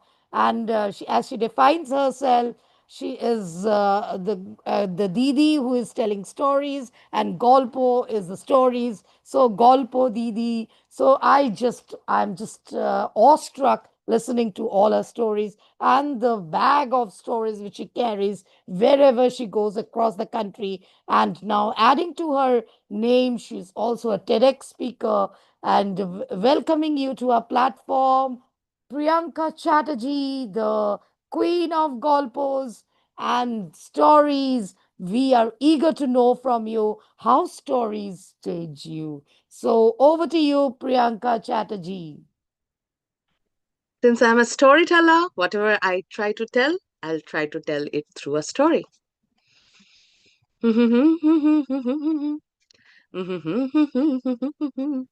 Mehndi लगा के रखना, डोली सजा के रखना, आएंगे तेरे सजना. They got married and they were leading such a happy life. But the happiness was very short lived because he had to join back in merchant navy job just after a week of their marriage. So her or she was left, his wife was left with the mother-in-law. And in Indian society, if you are aware of, there's a lot of drama that goes between the daughter-in-law and the mother-in-law. So even though she dreamt that she is going to share a very happy bond, it didn't go as per the plan. While she started doing chores in the house, every time the mother-in-law will find one speck of dust while she swept the floor. And she will ask the dresses, the apparels to be hung from the rope to get dried in the sun, but not downside up, but upside down. Not inside out, but outside in. And whenever she will bring the cup of masala chai for her mother-in-law, too hot or too cold, always there will be a complaint. And it reached a height so much so that the daughter-in-law started feeling that 6 months is a long time to be spent without. She cannot bear anymore. She had to get rid of the mother-in-law. What could she do? She asked many people, and all of them suggested going to a wise old lady who stayed at the edge of the town.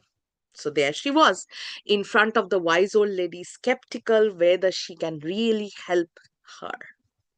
But she had a big smile on her face, and the lady said, so you want to solve your problem, Betty?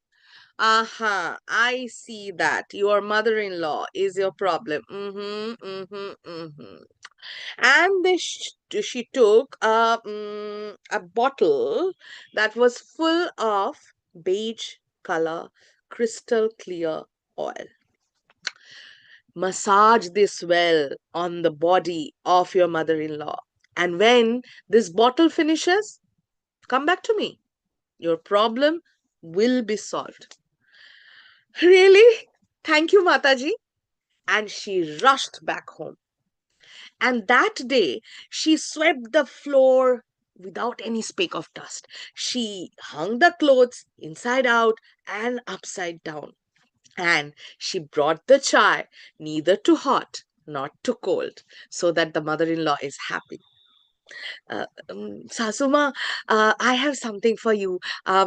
This is the special oil that I have got from a very special place, and I know you have such back pain. Can I massage you on your back? Mother-in-law was skeptical. What is happening today? The floor is dustless, clothes are okay, the chai seems to be perfect temperature, and the daughter-in-law is also behaving very nicely. What is happening? The formula is not fitting in. But who can resist the word massage? Because massage is magical. So there she was, opening her blouse halfway, opening her petticoat half down, and lying on her front with an open back that laid as a canvas in front of the daughter in law's hands. She poured a little bit of the oil. She rubbed it nicely so that it is of the perfect warm temperature. And then she started rubbing it on the back of the mother in law.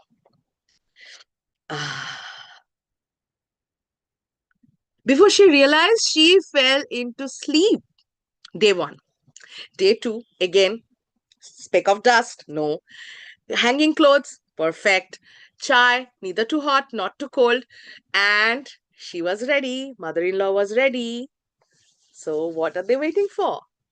When she started massaging this time, the mother-in-law, who always kept her mouth shut and only complained in front of the daughter-in-law, this time opened her mouth with good words, and she started talking while the daughter-in-law massaged.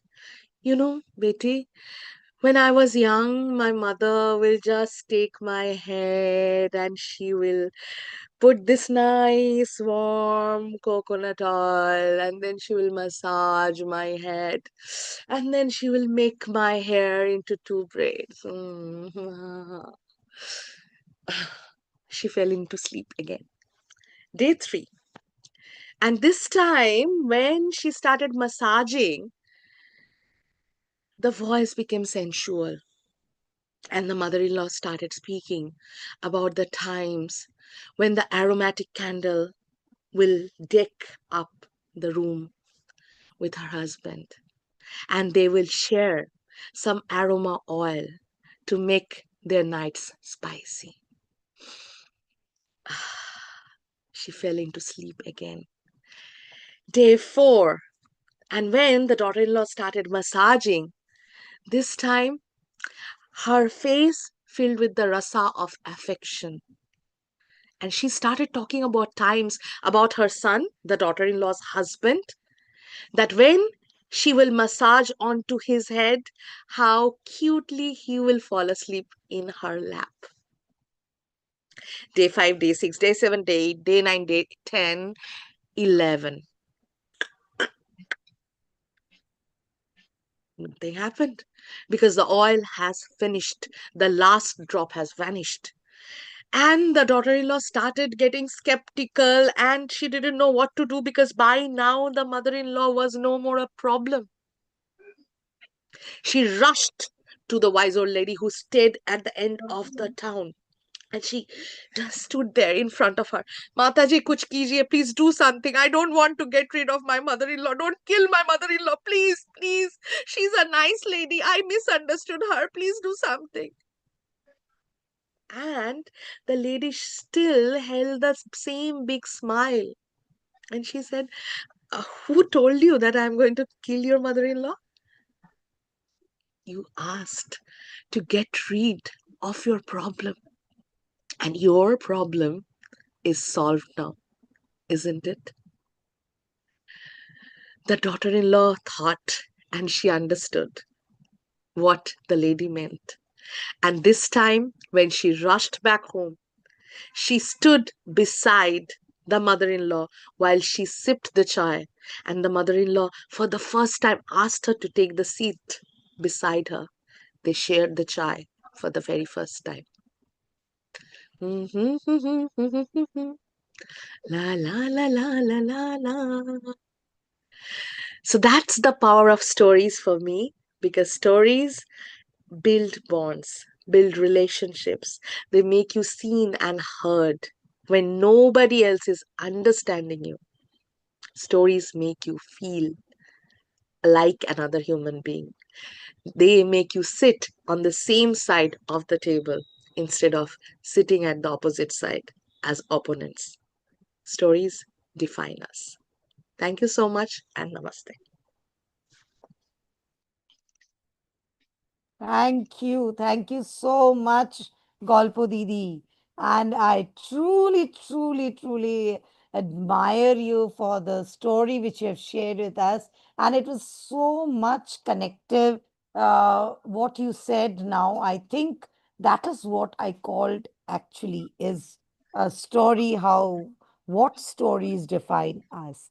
So the way how the wife or the daughter-in-law was getting connected with a delusional that it was the plan to kill her mother-in-law, but to understand that she went way beyond, and then finally when it was told, disclosed, how slowly she had transformed, the transformational change. So very quickly I'll just take in a question for you. For the youth of today, it's actually because I also implement a lot of storytelling during my lectures. So, just a small, quick guidance from you, rather. I would not say anything, just a small guidance that today, the youth of today, they love to hear stories, what is happening with others. But when it comes to them, they just want to hide it. The stories which is happening with them, they just don't want that it should ever come out. But they are inquisitive to know about the stories which is happening maybe with their teacher. So when I start my lecture, I always start with a story of mine. Then they are so interested to listen. But if I tell about them, what they have got in their marks, they are not ready to listen. So do you think that the stories define us if they are not ready to accept themselves, accept what they are, and only open to what others are doing? Can they change themselves? Lovely question and scary question. We are facing scary times because of social media, because of AI. We are gradually going away from the definition of being human, and stories make us more human. Sadly, the generation that you are talking about, they are the socially awkward generation who is losing those human capacities, because when you put them to chat with each other, they will give emojis that we millennials will not understand or baby boomers will not understand, but that those emojis have connotations. But when you are putting them into a room, they are still talking to each other on phone instead of facing each other, looking into each other's eyes and expressing themselves, hearing the other person out and expressing themselves as well. So what I think can be a solution. I am not the Matasri like in the story who can give the solution. But what I think in my limited capacity is that now the generation is the generation of consumers, right? Because we are doing continuously the infinite doom scrolling. And the algorithms are also like that. They made us consumers because once real is seen, the other will automatically load. So they don't want you to think or want you to act. They want you to consume.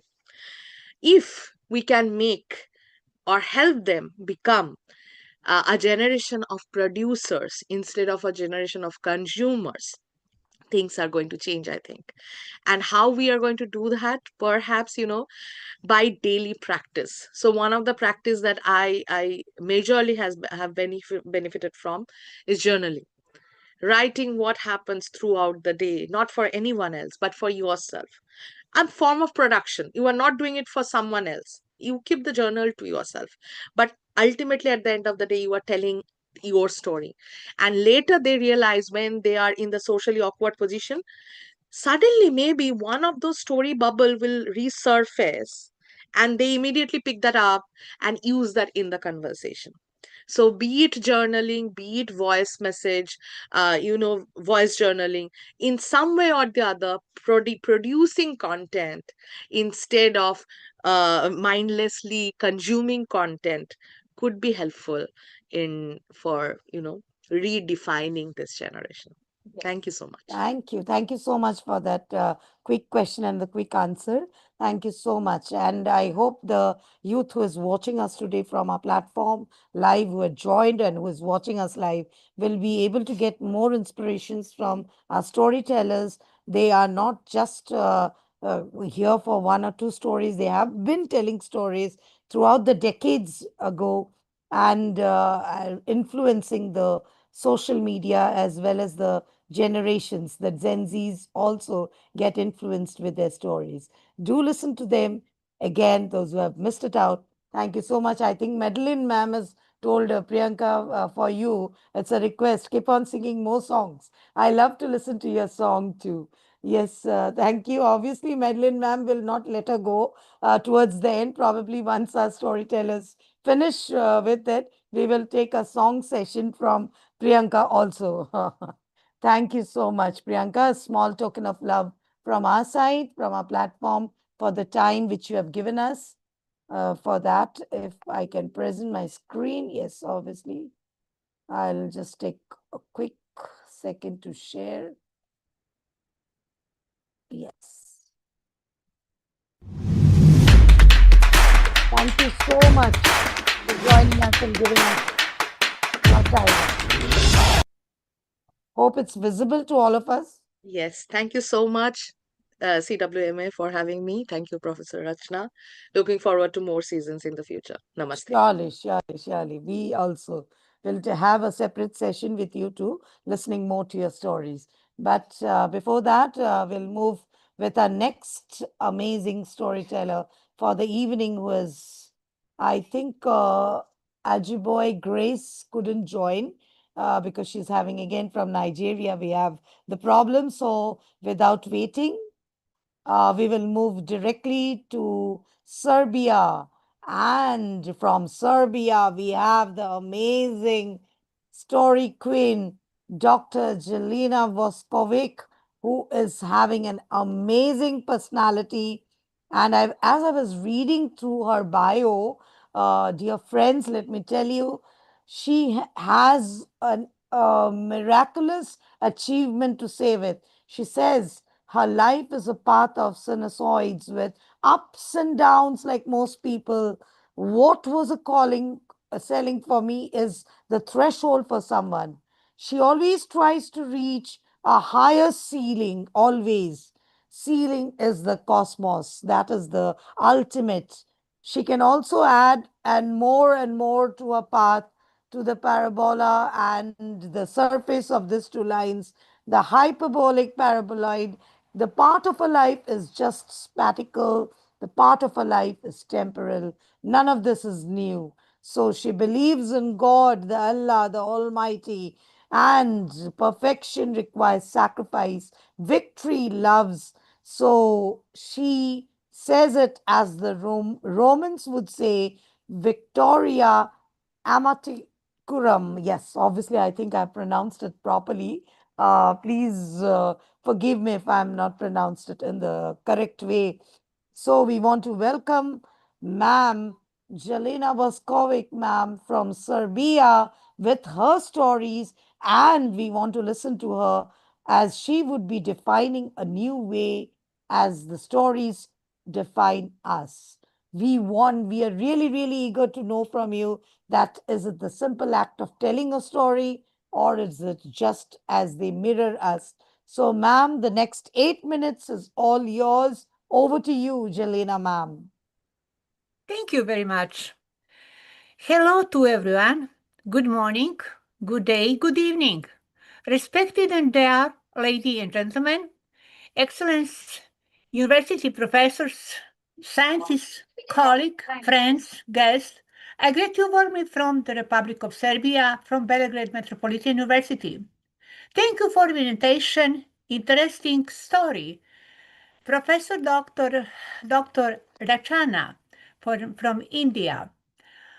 I always present my love story, which is complex through a cosmic part. Dear ladies and gentlemen, life is love, work, crying, and lodging, a gift to love in harmony with nature. Basically, very simple, but still very complicated. When we understand the balance in life is the most important thing, we will be able to see everything as Confucius would say. He who can know everything know nothing. He who know nothing know everything. It is difficult, but for women, scientists and university professors all over all the world, a lot of work needs to be invested in order to be recognized and accepted by society. I have learned that a wise woman had hello and world and understanding too. Life is always safest in the truth. Let us learn how to be silent so that we know how to speak. My world of science, it is always present in every segment of my life. One day, everyone leaves and we are left alone. We must have a clear mind for everything that happened to us in our journey of life. The past teach use experience not to repeat. To same mistake, the present is real and we accept in the sunshine. The future is planned without planner and certainly following to in the real world. I realize and long ago that life is big stage and each to play our part with the part on the producer the stage. Life is either a challenge, adventure, or it nothing. We do what we can wherever we are with we have. Let's take our life into our hand and what will happen? A terrible thing for each we will have no one to blame. It is not the years in our life that are what it, but life in our years. We cannot. Best creativity. The more we use, the more we have. The two most important days in our lives are they were born and they we realize what we were born for, whether we think we can or whether we think we can't. Right in both cases. No one make you feel inferior without our consent. There is only one way to avoid criticism, to say nothing, do nothing, and be nothing.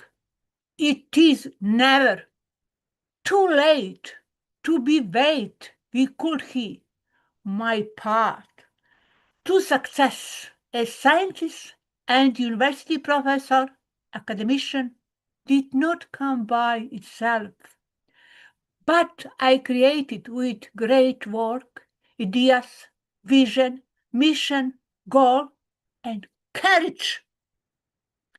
To be successful, you must cultivate healthy habits and self-discipline, but also constantly work on your characteristic as career scientific and university professor with national is in international recognizing and reputation. I have never idealized in spontaneous plan, goal, and vision have clearly differentiated my scientist dreams, plans, goal, and the vision, my debt. I headed to and studied their applicability many times in my country and world. I have been in scientific teams which speak about everything boldly and increasingly acting is they were hiding something in our joint research work. Most often behind such action there was a lack of good scientific strategy and attempt creative. Create is very interesting action. The global world, and especially the market of idea and goal, are to go crucial with social responsibility and product of an individualistic, not an associatively oriented society. When we consider all this independence and autonomy are necessary for success. I have learned that business people of all profile, including scientists who are on our approved trajectory successfully, corporate who with other are good teamwork and never depend on offer. It is important to note that such creator of ideas do not depend on anyone's support, either in material or emotional sense. A successful scientist and university professor, I have always been aware of body my weakness and all my good quality. I have learned from experience. I constantly build my psychological profile, test and get to know myself, and the process improve myself.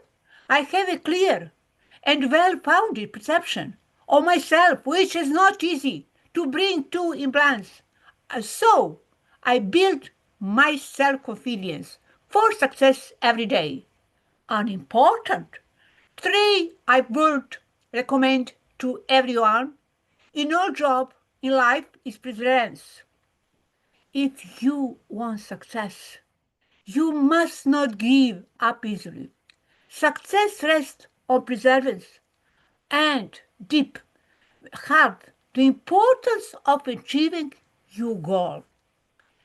As results, successful people are those who do not give every single obstacle, but boldly move forward.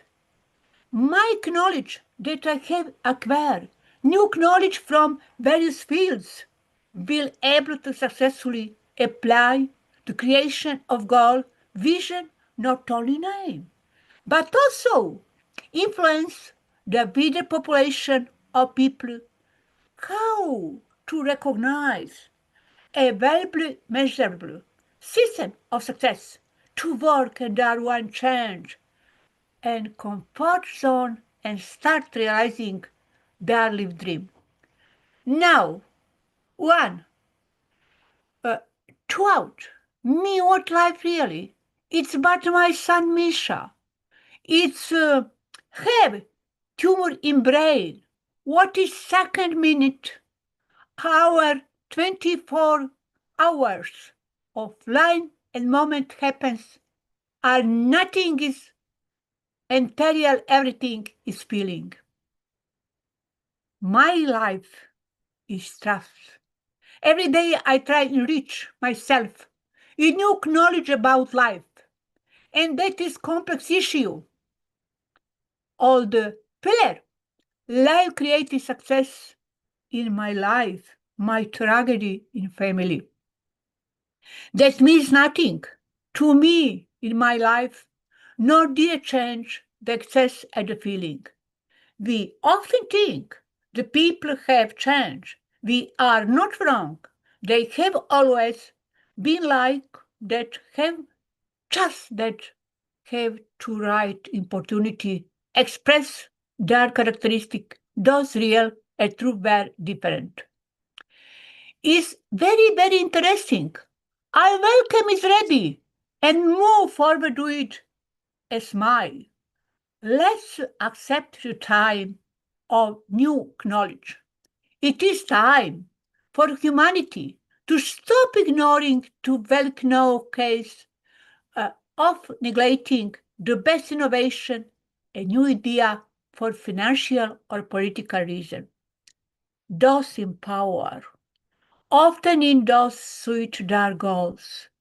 Other subjects to keep secret knowledge and belong to eternity and prosperity of all people on planet Earth. Is very interesting. It is now our DNA and gene are matter and energy field that exist on space simultaneously.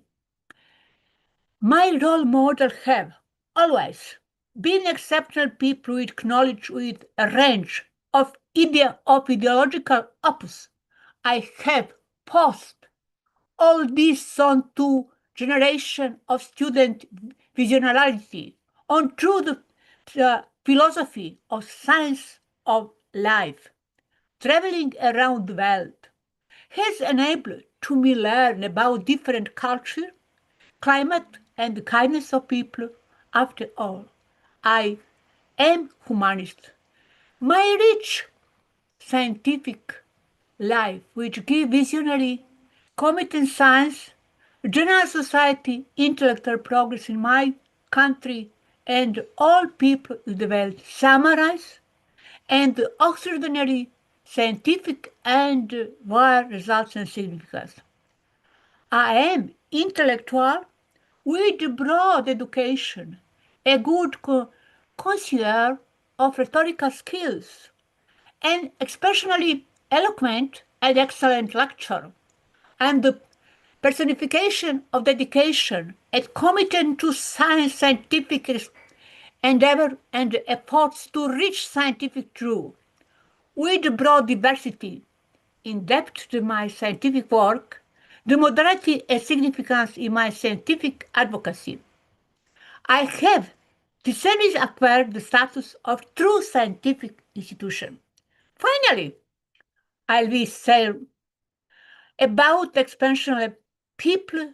We often say, with no one, and now here can talk with so much knowledge, love, patterns, and experience about science, ethics, theology, freedom, the constant struggle of life, and the hope of all the youth have and not and not lost paid man.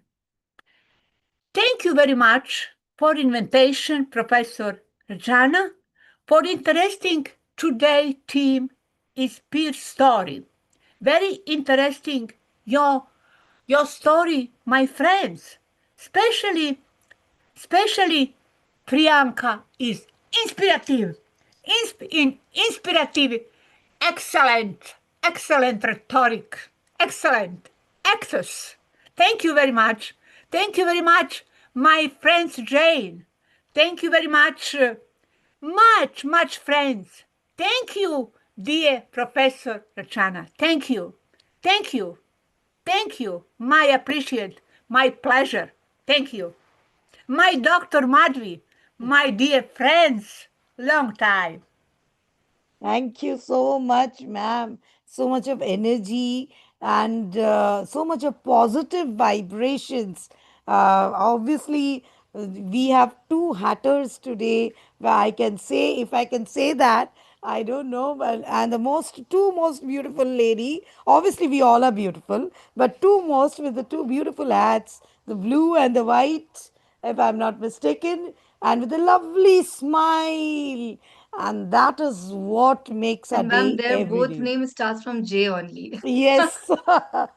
Thank you, Madhi ma'am, for reminding that. And both of them are so beautiful. I think I should take both the ma'am beside me with two hats. And yes, I think I Thank got you. Thank you very that. much. Thank you very much. Beautiful word. Dear Thank lady and gentlemen, I have 75 years. I'm Wow. work now. Advisor, academician, full professor, director. Much, Whoa. much work. Much Thank work. you. We Yes. are we are completely. I have excellent genetics. Oh As well. wow. Yes. Excellent Well, genetics. my dear Super. friend, Dr. Helena, I am 77 years old. So at 75, you're Oh, still just a kid. Thank you, my wow, Jane. lovely, Thank you, my lovely. Jane. Thank you, my friends. Thank you, my Madhvi. Thank you But for I could say support. that you both are most enthusiastic in between all of us. So we should Thank you. learn. Thank The you, way you all are support. sitting for so long and smiling, that amiable face, the enthusiasm, it's really Yes. incredible. Yeah, thank Thank Yes, you, you. my yes, yes. Madhvi. Thank you. Thank you, my love. Thank you. Thank you. Thank you so much, ma'am. A small token of love for you from our side. Obviously, it cannot suffice what you gave us in return to our platform. Thank you so much, ma'am.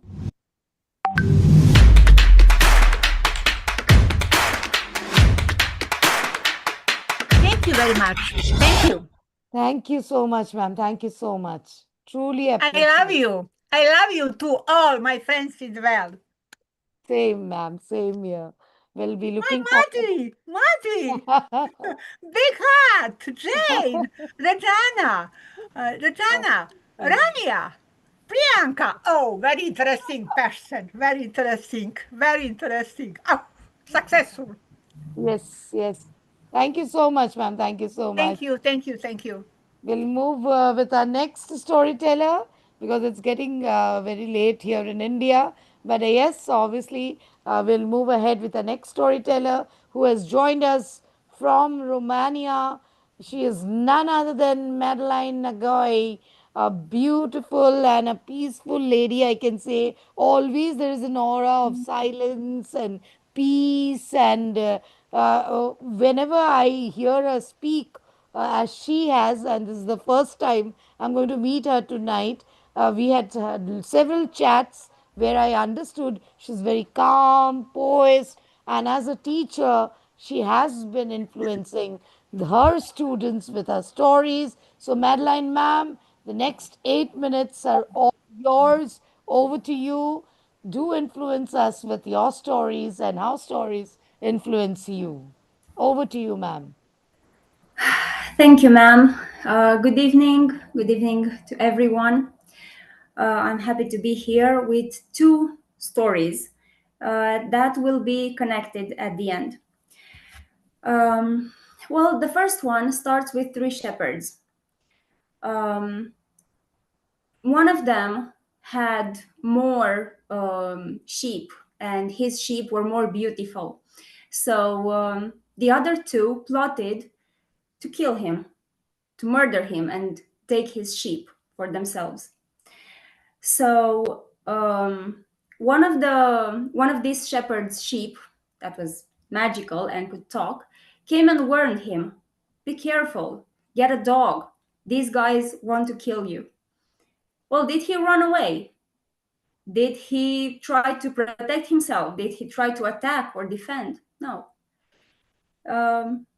He decided to accept his fate and instructed his magical sheep to simply transform his death into poetry, transform it into a wedding, to tell everyone that he didn't die, he just got married. He got married to the evening star, and the forest and the hills and the mountains were all witnesses to his wedding, to his transformation. This is one of the traditional Romanian stories, one of the stories that children learn in school and that we analyze over and over again for its positive or negative lessons. Now, the second story starts around the beginning of the last century, when a woman was giving birth to her seventh child. It was a dreadful December night, and the midwife couldn't make it in time for her birth. So she gave birth alone at home. And it was difficult, even though it was the seventh. You would think they get easier as you go, but things got complicated. And the mother just managed to see her first daughter. She already had 6 sons, named her Elena, and passed away. The baby was just a few days old when her father decided to give her away to an orphanage. What was he supposed to do with a little baby and a girl? So she was sent to an orphanage. She was raised by a wet nurse there. Then an old lady took her and raised her, not adopted, but raised her unofficially, until the girl was around 13. And when she was 13, her father decided that now she was old enough to work. So he took her back and worked her. Like, he took her back to make her work, and she worked as a slave in her father's house. One day, as she was helping her father hoof the horses, and I don't know how many of you are familiar with the process, but you know, somebody has to hold the horse's foot, right? And the nails have to be removed, and the old hoof is removed in order to shoe the horse. You have to put a new iron shoe. And one of the nails, when it was extracted, it lodged into the young girl's neck. Any normal parent would take their child to a doctor, right? Any normal child would cry out of pain and fear. Well, not this dysfunctional family. The girl wanted to cry, but she didn't, because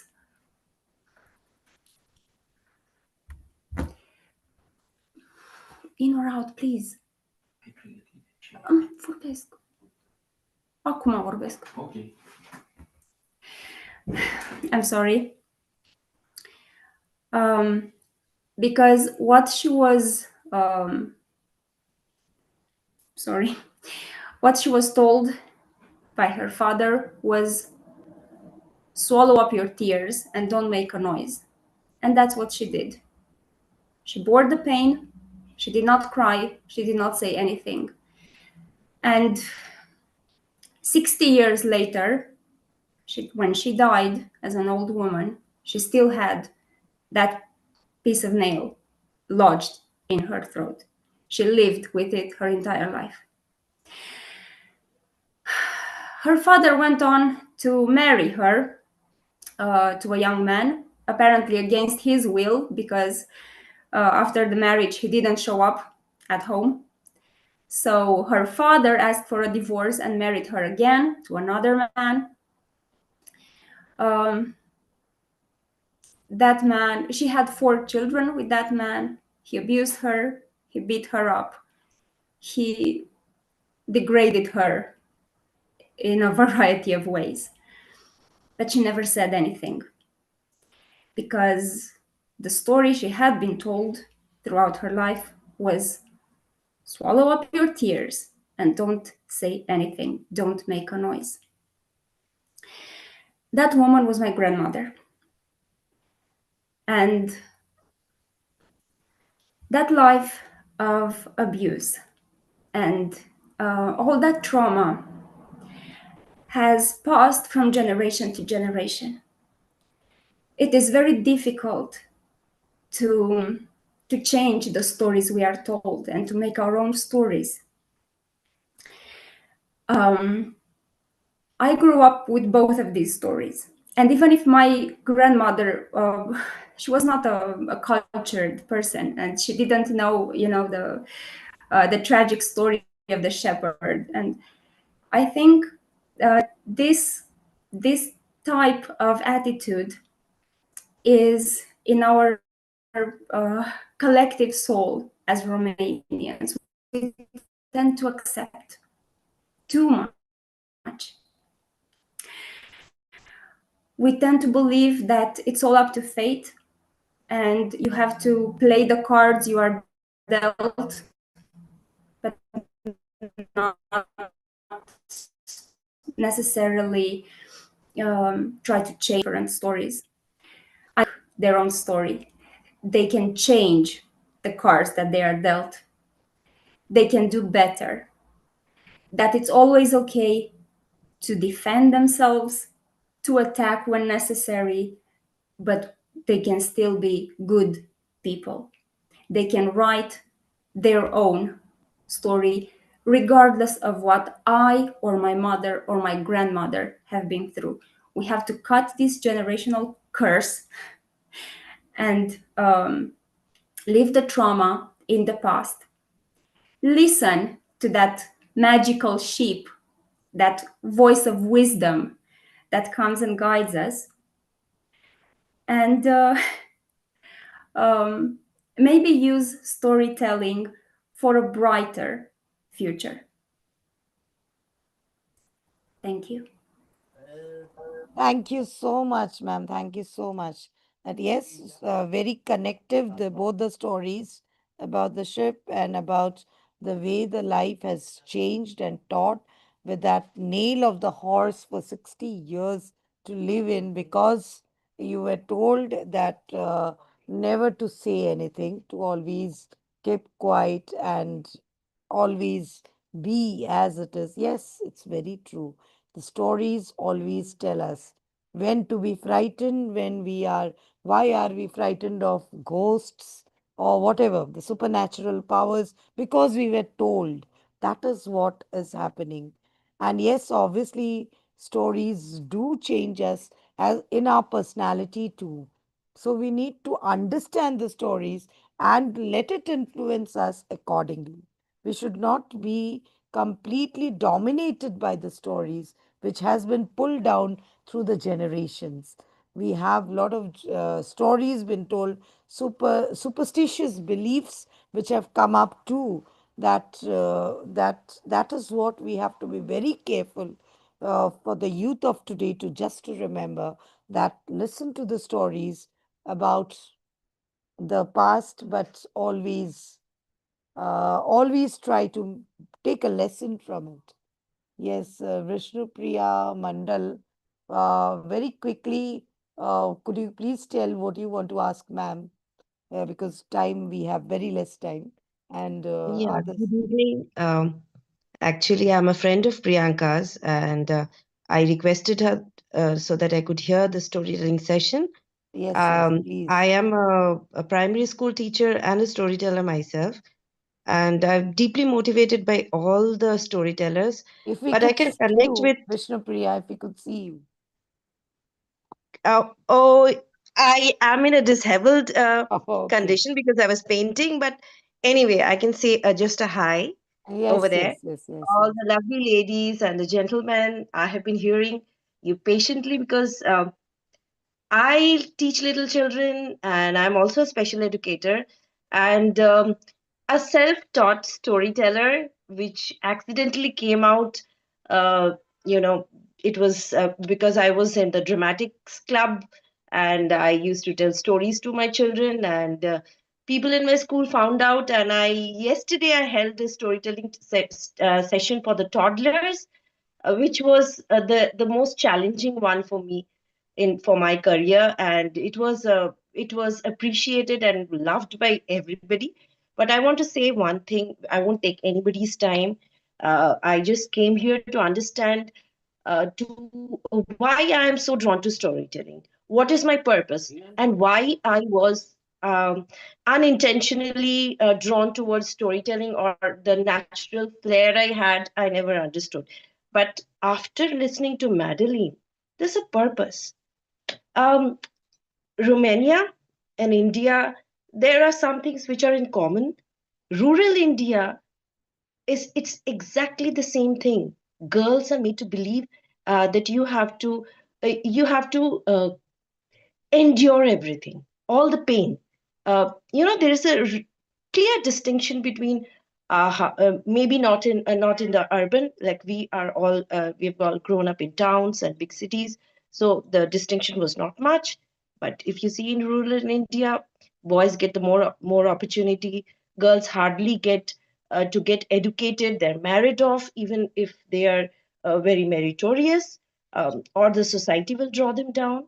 Storytelling can be a good medium for uplifting to change the thought of young ambitious girls to not believe what society makes them believe, or surroundings make them believe. They are forced into all these things, and I wish that we can do something so that we can use this very strong platform to uplift the belief of these girls, girls in the urban or metropolitans are empowered because their parents are educated. But what about the large mass? I know European countries might be a little like India, so the sentiments can be the same. And your story, oh my God, it's a real one, and I can relate to it. It got tears in my eyes. I should have been a dumb spectator today, but your story just forced me to put a raise a hand. I'm sorry, but thanks to you, I got a purpose for whatever the storytelling has drawn me into. I have not gone into storytelling. Storytelling has pulled me. So thank you. Thank you, ma'am. You're right. We have to change the rhetoric, especially when it comes to girls' purpose and girls' role. Yes, in the countryside more so than in bigger towns. Thank you for your intervention, and I'm glad my story resonated with you. Thank you. Yeah. And Thank you glad to so be a part much. of this esteemed group. Bye bye. Sure, sure, sure, ma'am. We are most willing, and I that is why every year we have new storytellers, as well as some of my old who have been there for the past 3 years with me sharing stories. It becomes a little difficult for me to accumulate, but yes, obviously we're looking forward with all, and as well as the new storytellers, because there are several storytellers creating a lot of impact. And Vishnu Priya ji, we would be very happy to have you in our next season, as well as in our upcoming sessions too. Thank you Thank you so so much. much. Thank you so much, Madeline ma'am. And that was an awesome story. Yes, rural India too shares the same as Romania. So, a small token of love from our side.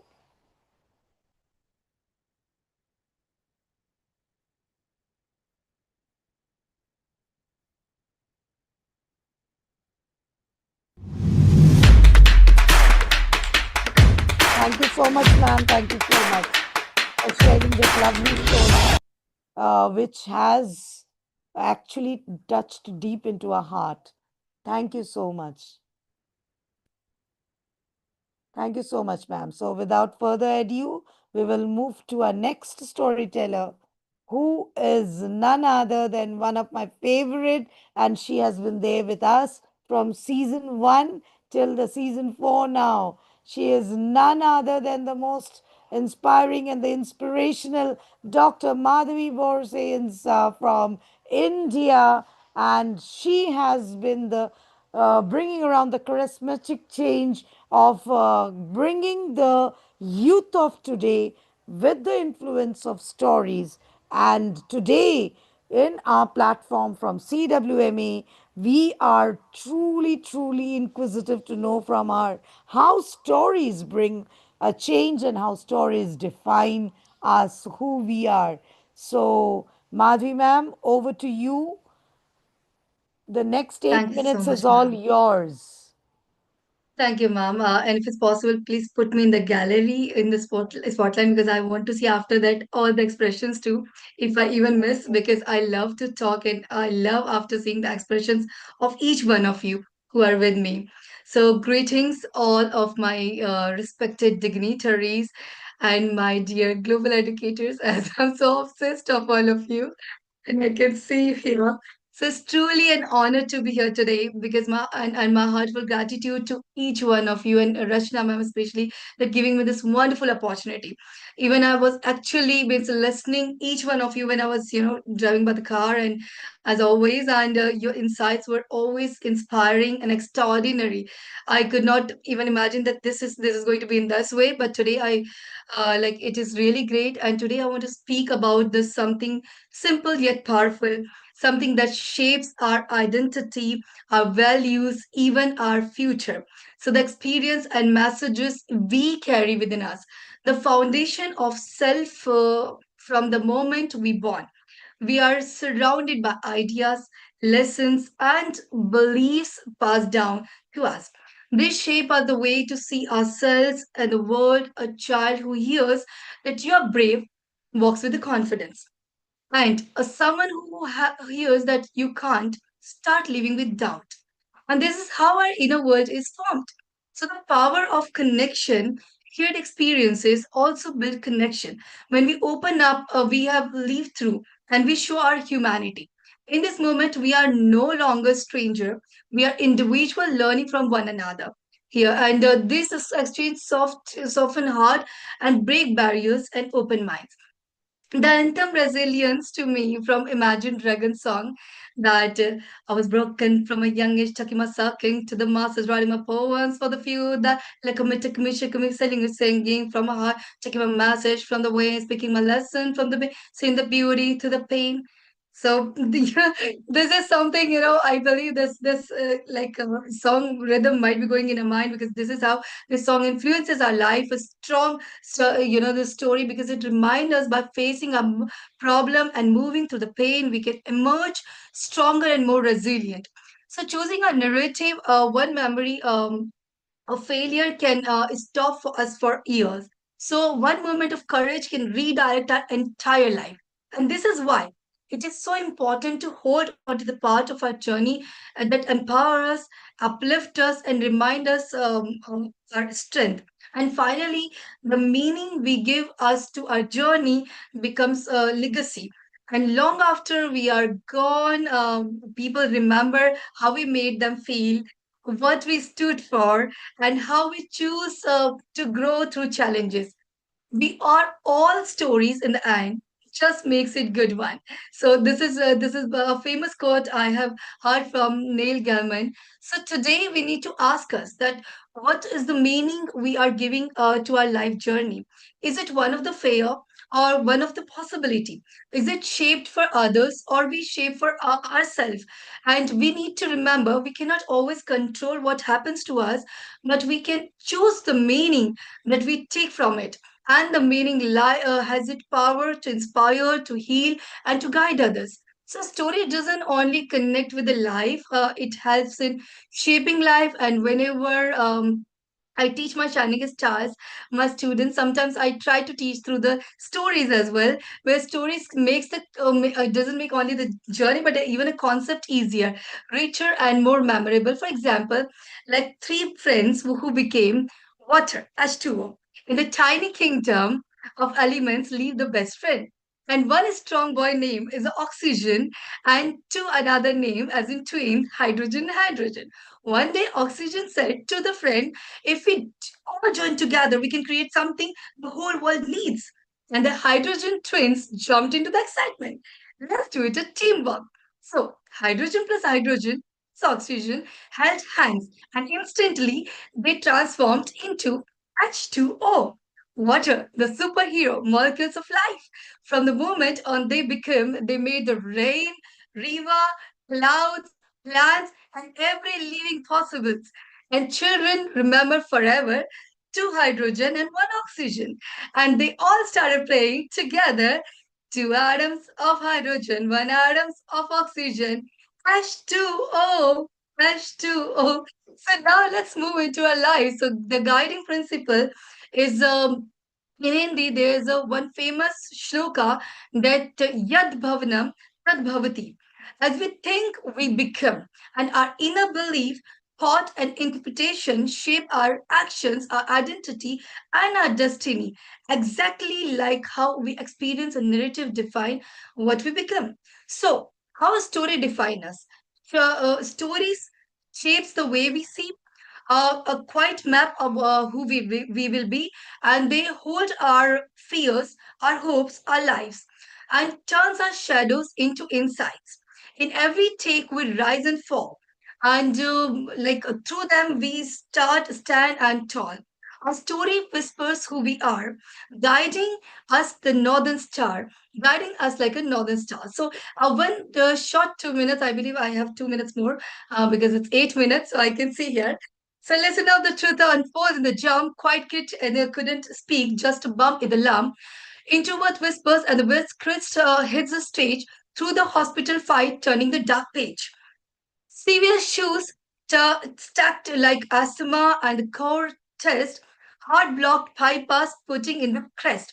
And didn't stop, never pause, kept the body on lock, right up the 12th grade, straight and the punching the clock.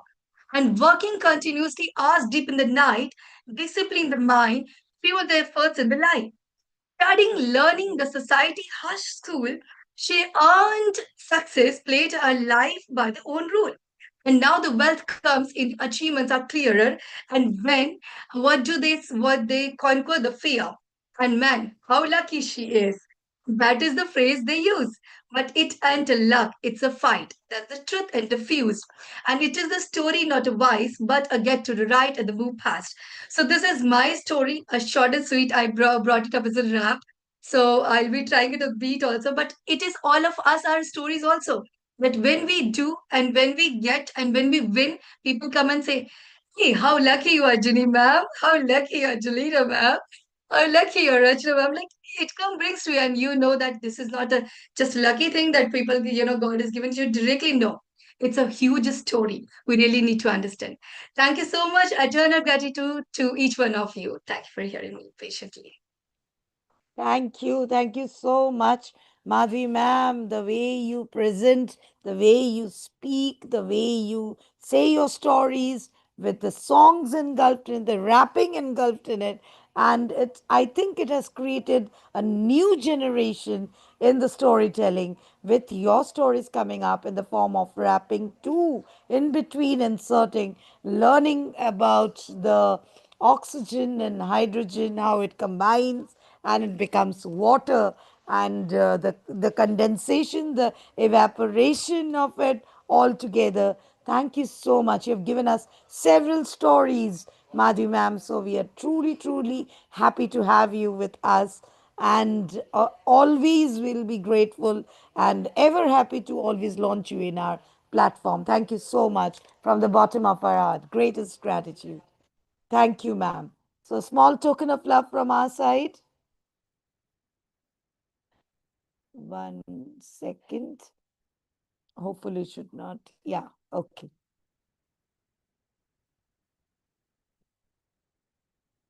Thank you so much, ma'am. Thank you.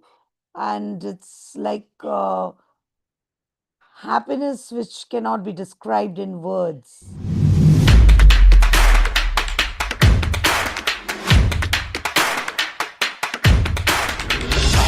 Thank you so, so very much, ma'am, for your time, for sharing the story and being with us throughout. And there are several storytellers who were there from the beginning. We started at 8 o'clock and now it's 11 here in India. 11 is quite late. And I think the one more storyteller was there with us from the beginning was Jenny ma'am, Shilpa ma'am, Jelena ma'am. They were there with us throughout. Ramendra sir, still there, and others have slowly started to go. So thank you, all the educators, the eminent personalities who have been encouraging the fellow storytellers throughout. Obviously, I'd given the agenda and the timing so that accordingly, I know all are busy, you all can join in as per the timing. But yes, of course, supporting each other, it means a lot. So now we'll move without further delay. Yeah, Alina ma'am is also there from the beginning. Yes, obviously the camera was switched off, that is why. Madeline ma'am also had joined way back. So thank you so much. Vishnu Priya also had joined. Yes, I had seen her quite some time ago. Of course, the cameras are on and off coming in. So without further delay, I will take in our next. We are coming towards the end of the session.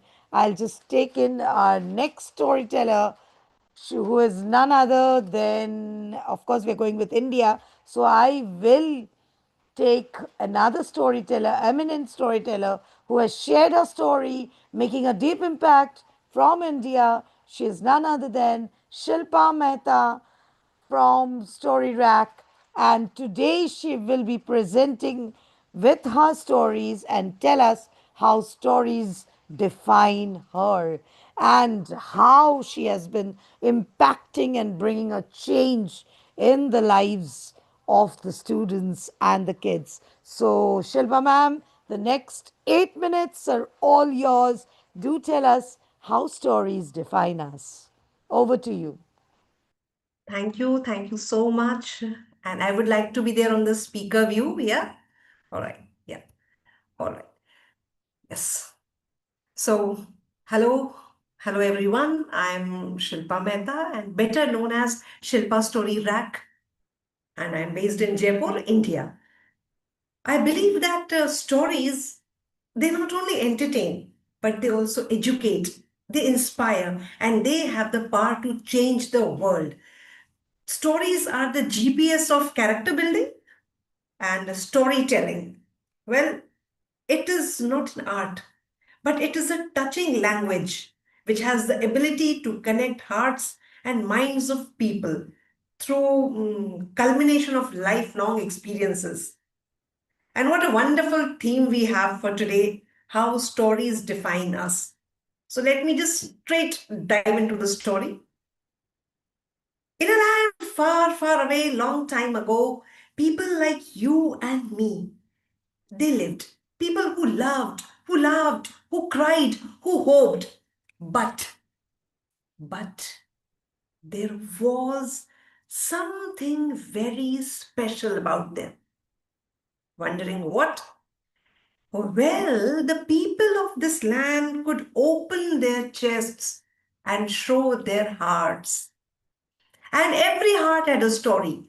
Some hearts were wrinkled like crumpled paper, some had holes, some had parts stitched together.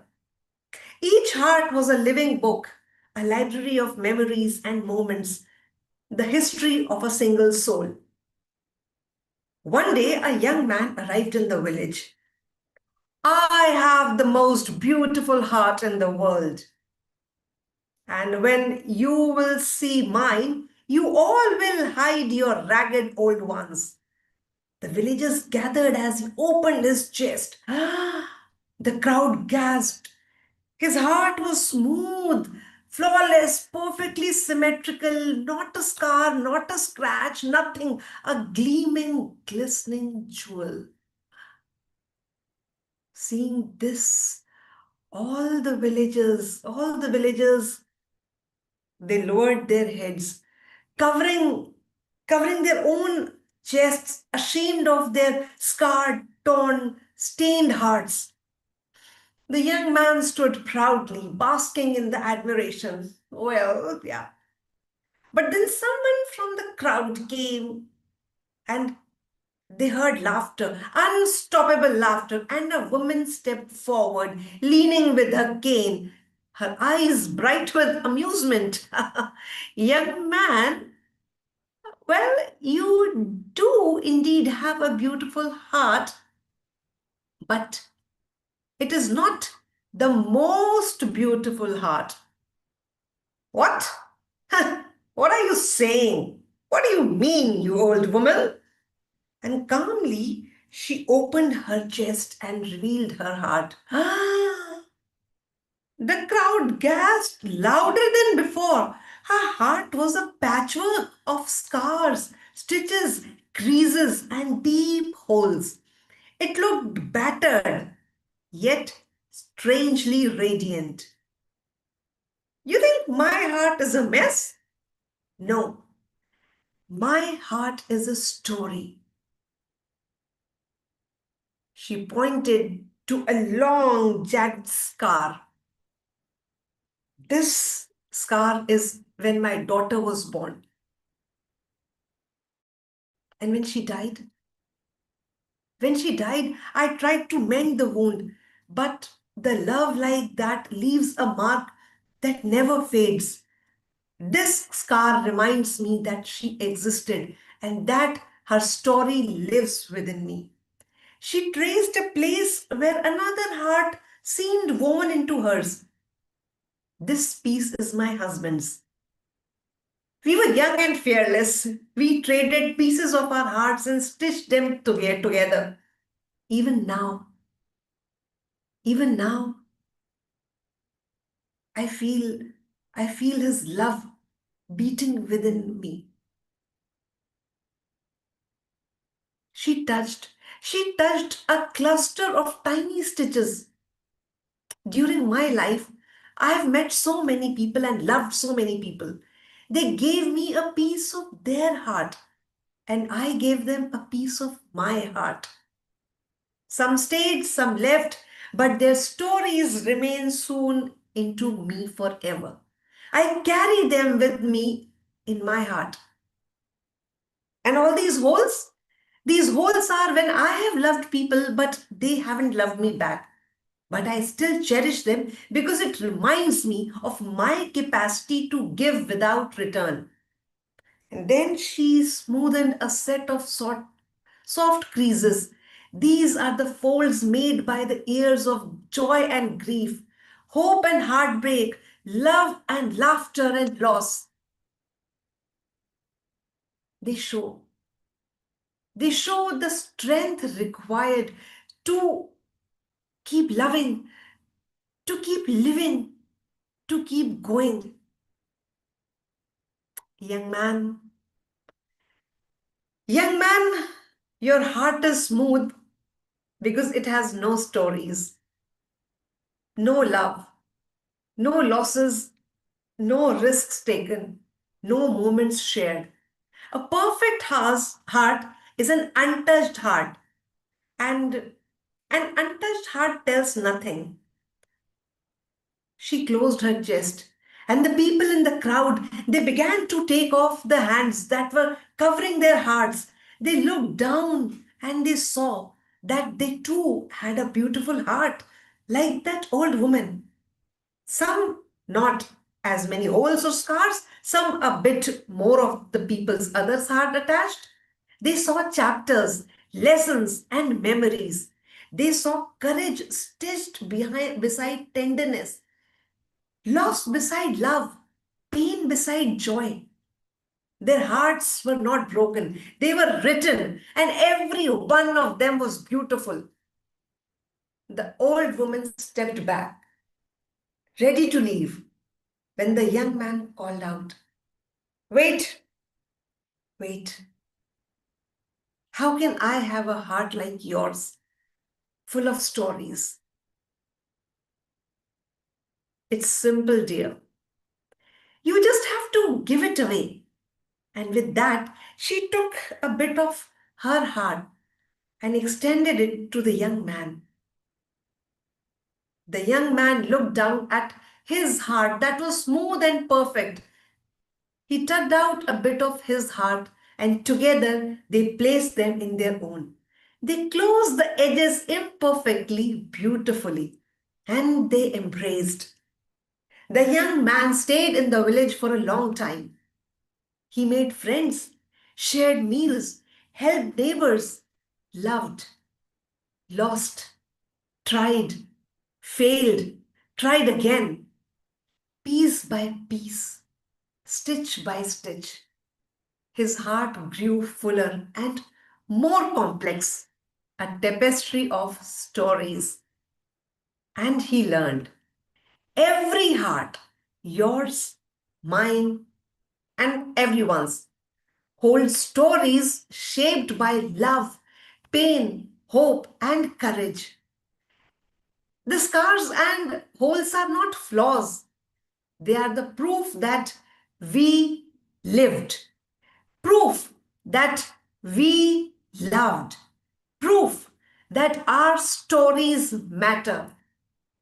And my dear friends, I hope, I hope that may we all have a heart as beautiful and as imperfect and as full of stories as the old woman's heart.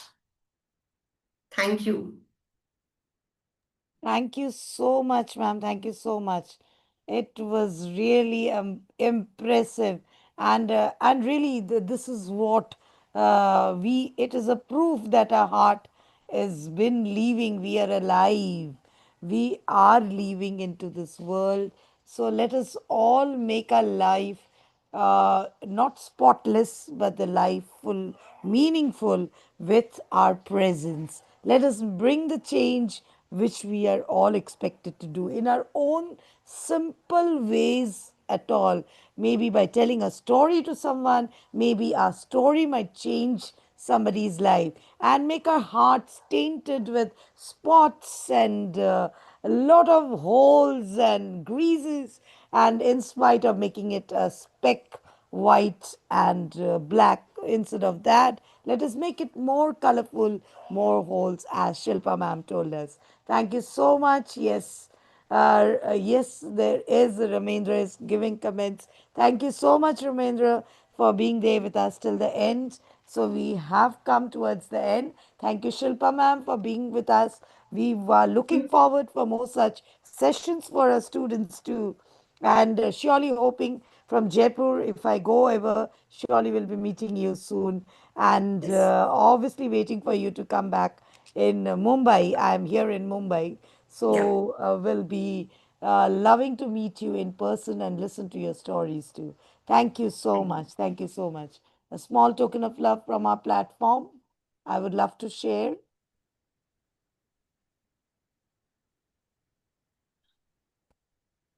Yes. Thank you so much, Shilpa ma'am, for the time, your presence, and motivating the fellow storytellers. From 8 o'clock, you were there, and we are truly honored to have you in our platform. Thank you so much for having me. Thank you. Thank you. So now we will, without further ado, I missed out because before that we had Laura ma'am. Laura ma'am is always there with a smiling face. So before we end, how can we do that without a smile and without Laura ma'am's smiling face? So Laura ma'am is joining us all the way from Romania, and she's a teacher of economics. Obviously, talking about her and talking about her personality, it might take me days together. But to make it very quick, she has also authored books and school textbooks, coordinator in and participant in national and international projects and competitions, participant in the Twining and Erasmus programs, speaker, moderator in international conferences and events, an SDG ambassador, Global Educationist Award holder, and a storyteller, creating an impact and impactful life. So, Laura, ma'am, we are here tonight to listen to you how stories define you and how are the stories making you the person who you are today. So, the next 8 minutes is all yours. Over to you, Laura, ma'am. Good evening. Hello, everyone.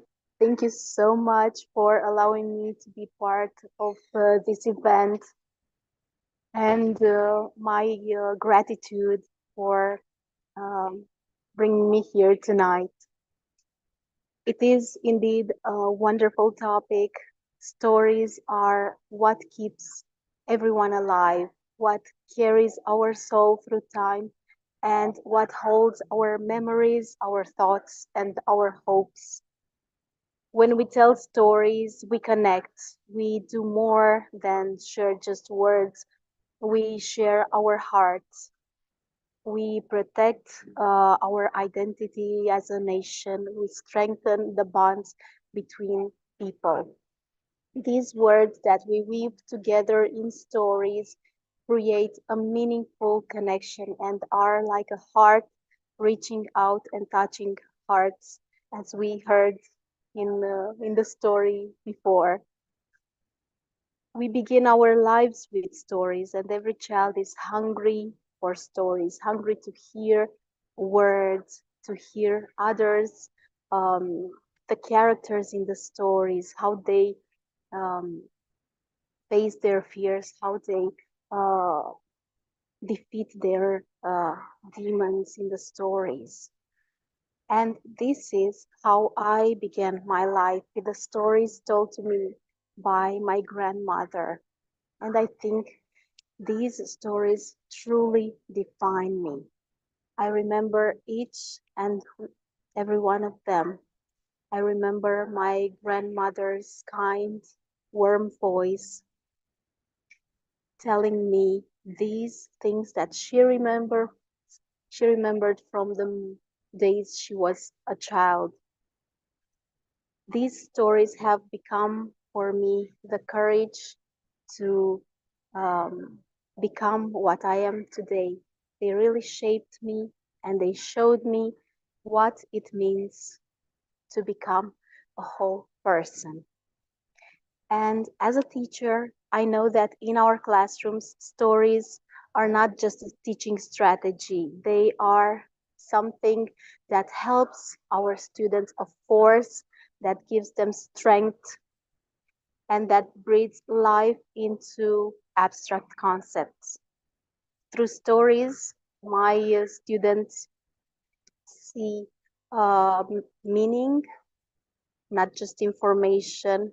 They discover the um, path that they need to follow in order to learn. And I wanted to share with you the story of a student of mine who seemed to be beyond teaching. So everyone had given up on that student. He simply couldn't seem to be able to learn.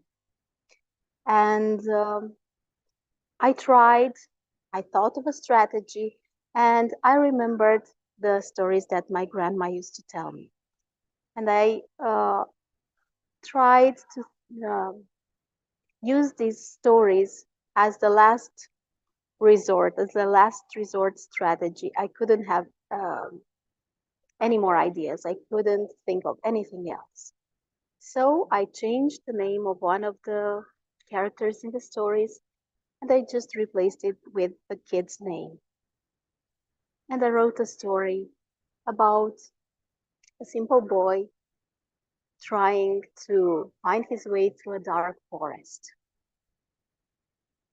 At first, I thought that it was just one of the exercises that just wouldn't work. But as I kept showing him stories with his name, he identified more and more with the character, and he became that little boy who could fight, who could learn, who could go forward step by step towards knowledge, towards courage, towards becoming something more each and every single day.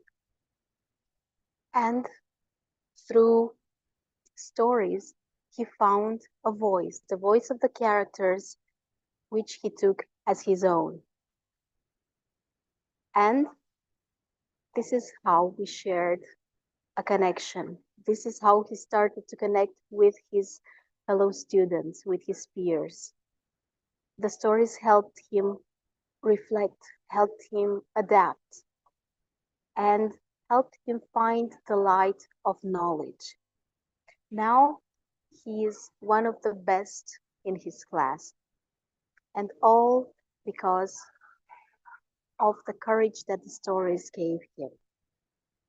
Stories empower students to find their voice, to trust their creativity, and to see that they too can bring change. I always empower my students to write stories, to try to find a world in themselves that they put into words, to transform their thoughts and their dreams into something meaningful that they can share with others, and that way to open their hearts.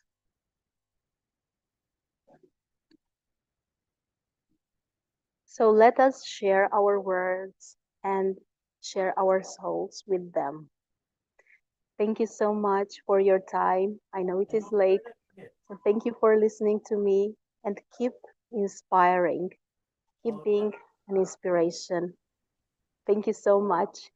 Thank you so much, Laura ma'am. It was wonderful listening how the story changed and what exactly we are trying to say this year's theme we had selected with my team, that what should be it, because since it's our fourth year, we wanted something different altogether, something out of the box, and as a result we thought that we should take up the theme as how stories define us. And it was so very it was a great moment for the team and all of us here to listen to all of you with their wonderful stories in different fields, from different auras and the arenas of life, how the stories define us. It reminds us that every narrative that we are hearing, it is making an imprinting in our character, and it has increased our understanding. Every single voice have influenced us, have made us what we are. So it has given us the gift of joy, the gift of feeling, resonating with each other tonight. So thank you so much, Laura ma'am. What could have been the best way to end up today's session with your story? And dear friends and dear eminent speakers, it was lovely having you tonight, and even till I think 3.5 hours it's going to be, and we still have so many amazing storytellers with us. Yes, Vishnu Priya ma'am. So I think we should all have a quick photograph quickly. Those who are still present, please switch on your cameras, and so that we can go for uh, a group photograph, maybe a cover pic for my YouTube live. I will paste that with it. So I'll just take uh, the ones, yes, 1 minute. Yeah, I hope all of us are there with the beautiful smiles. Who has not switched on the camera, please come into the camera. Madeline ma'am, if you can, please join for a few minutes with the camera.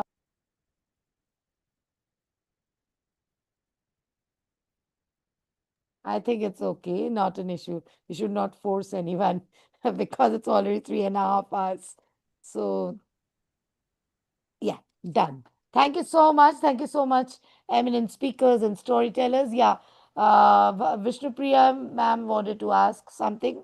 Yes, quickly, very quickly, before we Yes, end up the very session. short.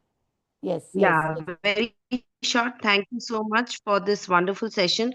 One insight that everybody needs to understand is, and I understood it today, is storytelling is such a fiercely motivating platform. You know, by storytelling, you can bring up all the most difficult topics in the whole world and make it into a very easy digestible and something which can be understood by everybody, and it can resonate and create a deep impact on everybody's life. I always knew that.